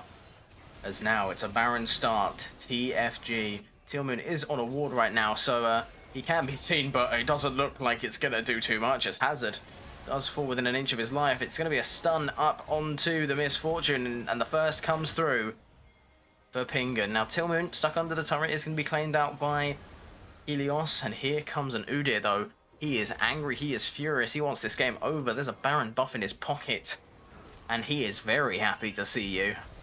Now Renekton does go in, does manage to land the stun in on to Versman, who is going to try and run away here. Smolder is getting some burn damage on, but is now isolated. Shut down. Versman is going to take his first death of this game, and I want to know how many deaths in total Versman has had this series, because I feel like it's in the single digits. Had very few, had none on the Rakan game in game 1, had a couple on the Rel. Started off with none on the Janna. Might have picked up a couple, but can't have been that many. And this game, it took 27 minutes for Versman to pick up his first death.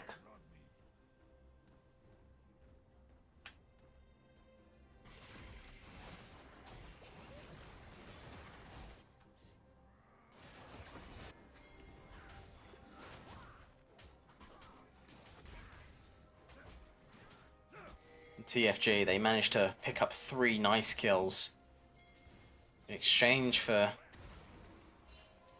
2 of their own. Now it looks like it might be all on repeat. Swag using that Ornn stance to lock down the Braum. Does do a significant amount of damage, but that Braum has a door. And it's going to be a move around. It's going to be a collapse from TFG. For Diamond 4 Gaming, they have to be able to counterplay this. The Drake is up. This is soul point for both teams. TFG just so easily have the advantage on this fight. The terrain control is so much better. And Swag will be the first to go in.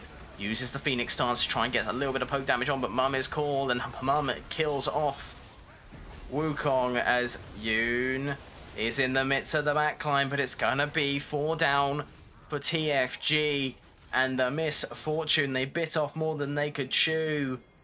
Misfortune and Syndra, that burst damage comes in clutch. They only managed to pick up 2, and TFG have massively blundered here. They give away an ace.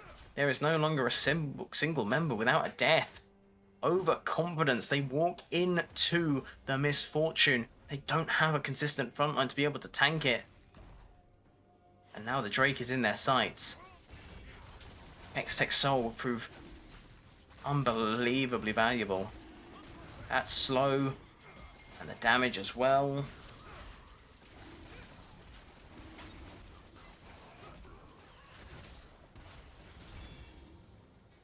And now the pressure's on.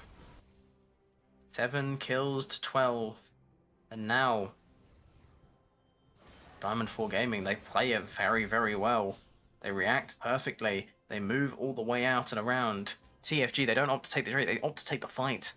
And Swag does manage to get in and get a decent amount of damage, but when going into a bullet time, well, you've got mere seconds. Now, Infinity Edge picked up Oh, I broke a leg, and all of a sudden it's starting to look like maybe they've gotten prosthetic limbs. Because that leg might be broken, but they're moving just fine.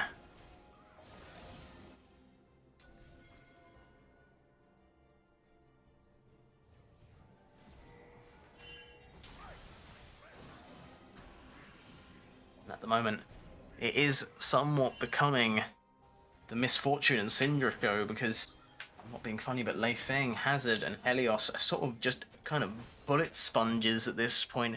You're the ballistic armor that protects the fragile skeleton.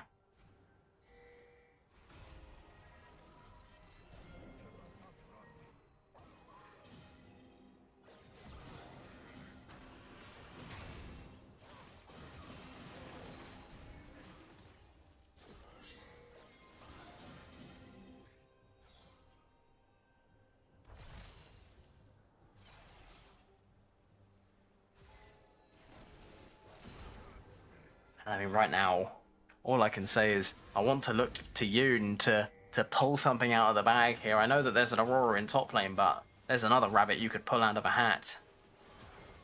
Pingun is going to be targeted. Cyclone knocked up. Crescendo won't connect. Bullet time used.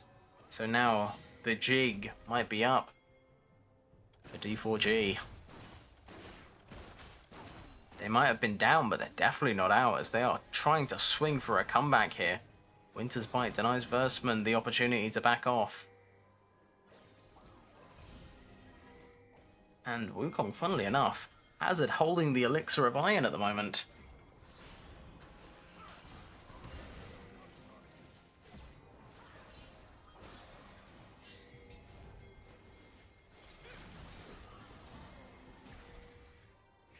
As there is just a disengage coming through from D4G. Not too interested in trying to stick around for this fight. Tfg, however, they need a fight. They need all these members dead to be able to, you know, enact their plan. Their plan hinges on being able to claim kills, and if they can't do that, well, we might just be going to a game 5. What started out as a 14-4, 18-8, ended up being, might just shape out otherwise. Visual Fissure goes through onto Swag, but there is nowhere near enough damage to be able to burst through the Sona.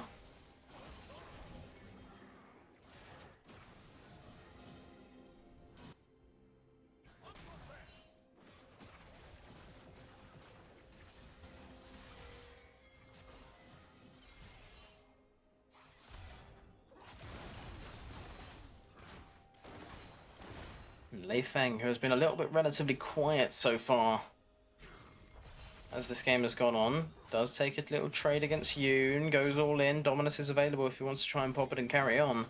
Has got the Spirit Visage to try and tank up some of that magic damage. Now, the Baron is being started up here. Is going to be slightly stopped and stunted, as they are aware that D4G aren't on the other side of the wall. But Smolder now blocking in just about 334 stacks. So this burn and execute is going to ramp up rapidly. Now Drakes will be spawning in a second. This is Soul for D4G. They claim this, they have a very, very good chance of being able to win this game. But the dragon on your screen, Pingun, is your best bet if you are a TFG fan to seal this away, lock it, throw away the key. The dragon's the deciding factor. Pingun, it all rests on you. It's been quiet most of this series, but now is the time where we can really see some substantial impact from him.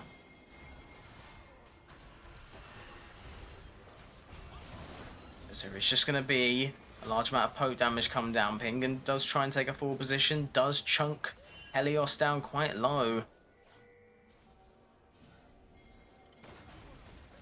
And the Drake is up. Tillman will be spotted out. Yoon does look to go forward, catches out Hazard.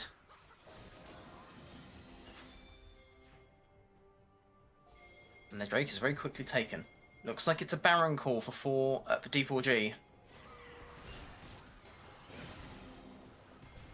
And Swag on the front line will try and look for the stun, uses the Phoenix Stance to go in. Here comes Mum in on to D4G. It's one for Pingen. Could it be two? Lei Feng is next in line. The burst comes through. Tealmoon claims the kill, and Helios very low. Not going to be able to survive all too long.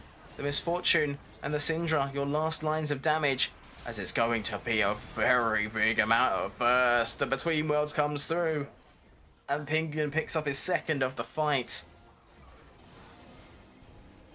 And that might be GG. I broke a leg, the last member standing. We'll try and go in from behind, potentially use the bullet time to clear away this wave. But there's still a cannon standing, and that might be all they need.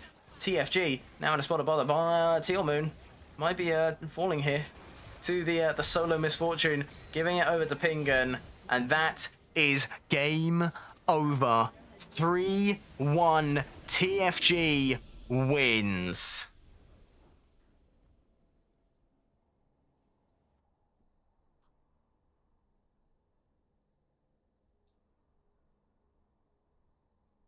And what a game 5. Currently it's 11:15 for me. And what a absolute fantastic series that was.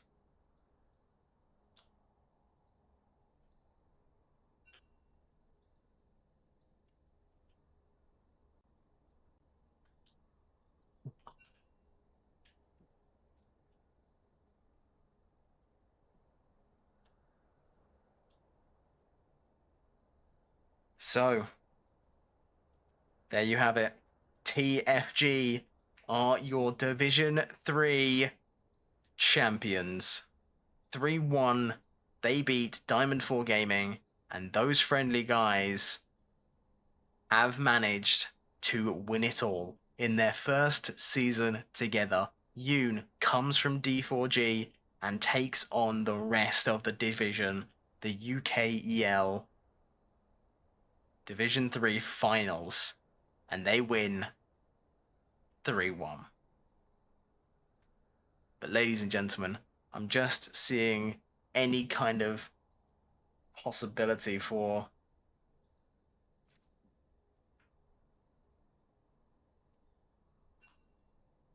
of an interview with Versman or Yoon, either or. And it seems like we are good to go.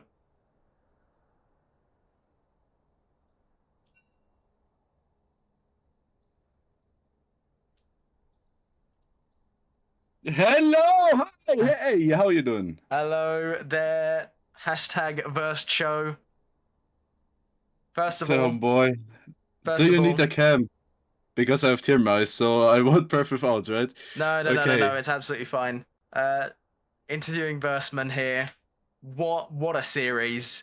You came in, game 1 looked fine as all hell. You didn't die a single time. So yeah, your first death even came 40 minutes into the series. So how does it feel, man? I mean, I don't know how much deaths I had, but I think it was like 7 or 8 in the entire series. But like, I don't know. I mean, Rakan, okay, the first game was second engage. And the Enchantress after felt pretty uwu meow meow. So like, I can live with it. Yeah, I mean, personally, that game 2, that was only really lost off of like one bad fight, but I mean, some of the engages that you were doing, man, it was absolutely incredible. And you know, obviously this is my first time ever watching you guys, my first time ever getting the chance, and some of the stuff you were pulling out is absolutely incredible. I mean, actually, like, hello to you as well, my love top laner. Like, I have to be honest, like, I think in solo queue, like, main account and both Smurfs account are like in top 10 of the tiers in this league, but I mean D4G was just playing very nice on their series, and it was like pretty hard to play against. But like to be fair, my Jenna was just the down boy. It was Jockey Cell, bro. The Janna was absolutely disgusting. I can see the reason why it was getting banned, and you see it get picked, and I think it was the game into Lulu where you picked Janna. Yeah, That was the game. Yeah. I was one of the biggest issues I was having with the D4G draft is they have no damage. They really have no damage, and any kind of damage they do deal, Janna can just heal it up. Janna just heals it up, and there ends up being nothing you can really do. But To be fair, I don't want to suck my own dick so hard, but like there's a reason I was 2 months top 1 Jenna EU West. So I mean, just fun it. There's And a like the reason it gets reason behind banned. the Sona pick, how do I say it? The reason behind the Sona pick was another reason like out of game. Yeah, Yeah, no, I mean I actually just won a fucking won a fucking game with Sona, I guess. yeah, I really like the Sona pick. I predicted the Braum was gonna come because obviously Karma's banned, Alistar's banned. The only champ left is Braum. The only champ that you can really pick is Braum. And I mean Braum made sense for your guys' draft because obviously they have the Misfortune, they have the Syndra. But I was thinking possibly Melio as the pick, and then you lock in Sona, and I was thinking, hey, close enough. I mean, it was hyper scaling. It's like a bit of a coin flip. Like if we are getting hard stumped, this was I told to Swag and Teal, bro, what the fuck were they playing? But like it's just a coin flip. If we are allowed to scale, we will outscale the enemies kind of hard. If we don't like play on scaling, we just can play on the Aurora top lane. Like we just did it so well, and to be fair, for me, like I had a very hard time in real life, like in the past weeks. But like it's just feeling a bit of releasing. And now Tier, go talk, bro. Well, I feel like I played very well in the first game, very well in the second game, pretty bad in the third The game. Fiora game we'll skip. We'll skip the Fiora game. You know what? You came off of an 8-0-0 for the Rek'Sai game, so the confidence should have been there. So you know what? I fully respect it. They counterpicked. It was a counterpick. It was a counterpick. They counterpicked Malphite. It was. But then luckily, my amazing teammates made up for me trolling a lot in the third game. And we managed to take it back. Yeah. I was really happy. And then I played the last fight in the Fiora game very well as well. Yeah, watching that, you and Swag worked. It was disgusting to watch because you could not be touched. You and Swag were able to just bulldoze in and just win the game. And like that was game 3 was the most coin flippy game from my perspective. Obviously, you know, they had the advantage of the it was the late game Rise and the late game Sivir. Yes. Which definitely did do a number, but the Scion just couldn't get off the ground. The Malphite was causing relative issues like in the early game, but then once items came through, nothing to really think about, and it was a steamroll of a Baron fight, and you guys absolutely deserved to win that. But I want to highlight game 4, and the Aurora performance there was something spectacular. I mean, is it weird when you have to play into a different top laner in the middle of a series where they sub in, sub out? Yeah, well, it doesn't really happen that often, to be honest. But this game I feel like Leifag underperformed. I managed to get that first solo kill, and then it was really, really unplayable for him after that. So he just made a huge mistake, like first 4 waves, and I managed to capitalize it off pretty much the entire lane. So yeah, I got a bunch of kills there, but then I was really locked out. Playing this long, it's actually really tough because at like 15 minutes or whatever, after a bunch of the fights went well and we're up a lot of gold, I just mentally clocked The 8-1 trolled like 6 fights in a row. Yeah, exactly. During the Rek'Sai game and the the Aurora game, there was a little bit of a copy pasta that was going on in chat. It was What was it? why was Five afraid of teal? Because he ate one. Wait, I think I saw that. Yeah. It was, I think it was Swag number one fan who said it first. But just people started like when you got 8-1 on the Aurora, they busted it out. Oh yeah. Yeah, well, congratulations, guys. You are the Division 3 champions. So what's next? Yoon could probably tell you. I'm a bit locked out right now. I need to go Yeah, to no, bed. yeah, no, Yeah. I get that. I've been Okay. I'm not even playing and I'm tired. My voice is very Yeah. sore. My throat's so I've gone through I've gone through 4 liters of water at the moment. Nice. Well, there's But still plenty to clean up.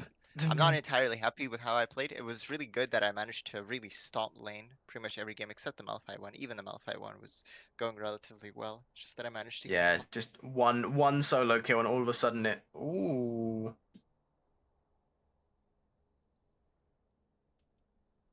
Is there an internet issue going on?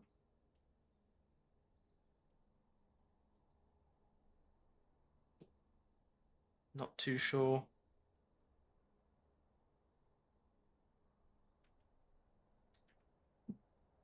Um,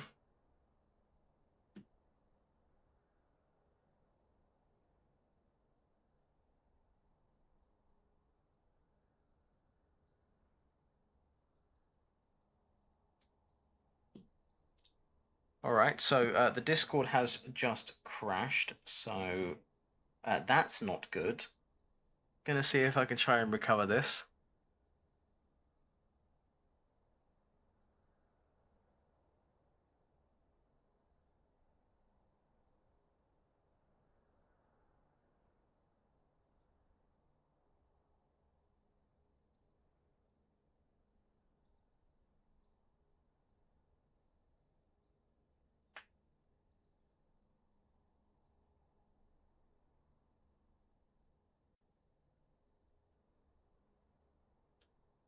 Oh, Discord's down.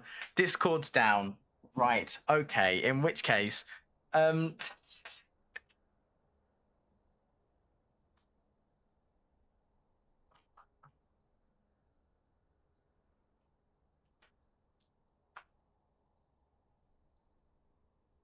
anyway, so Discord might be down, but the stream is still up. I was petrified there that the last minute the internet had gone down, but thank goodness it didn't, because I can be here to say thank you all so much for watching.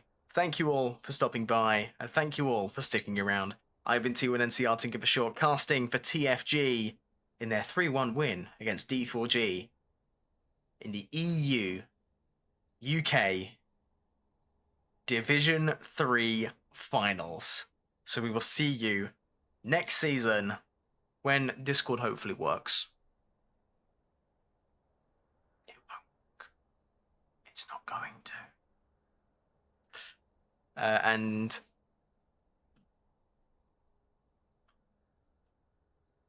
just to thank you all again for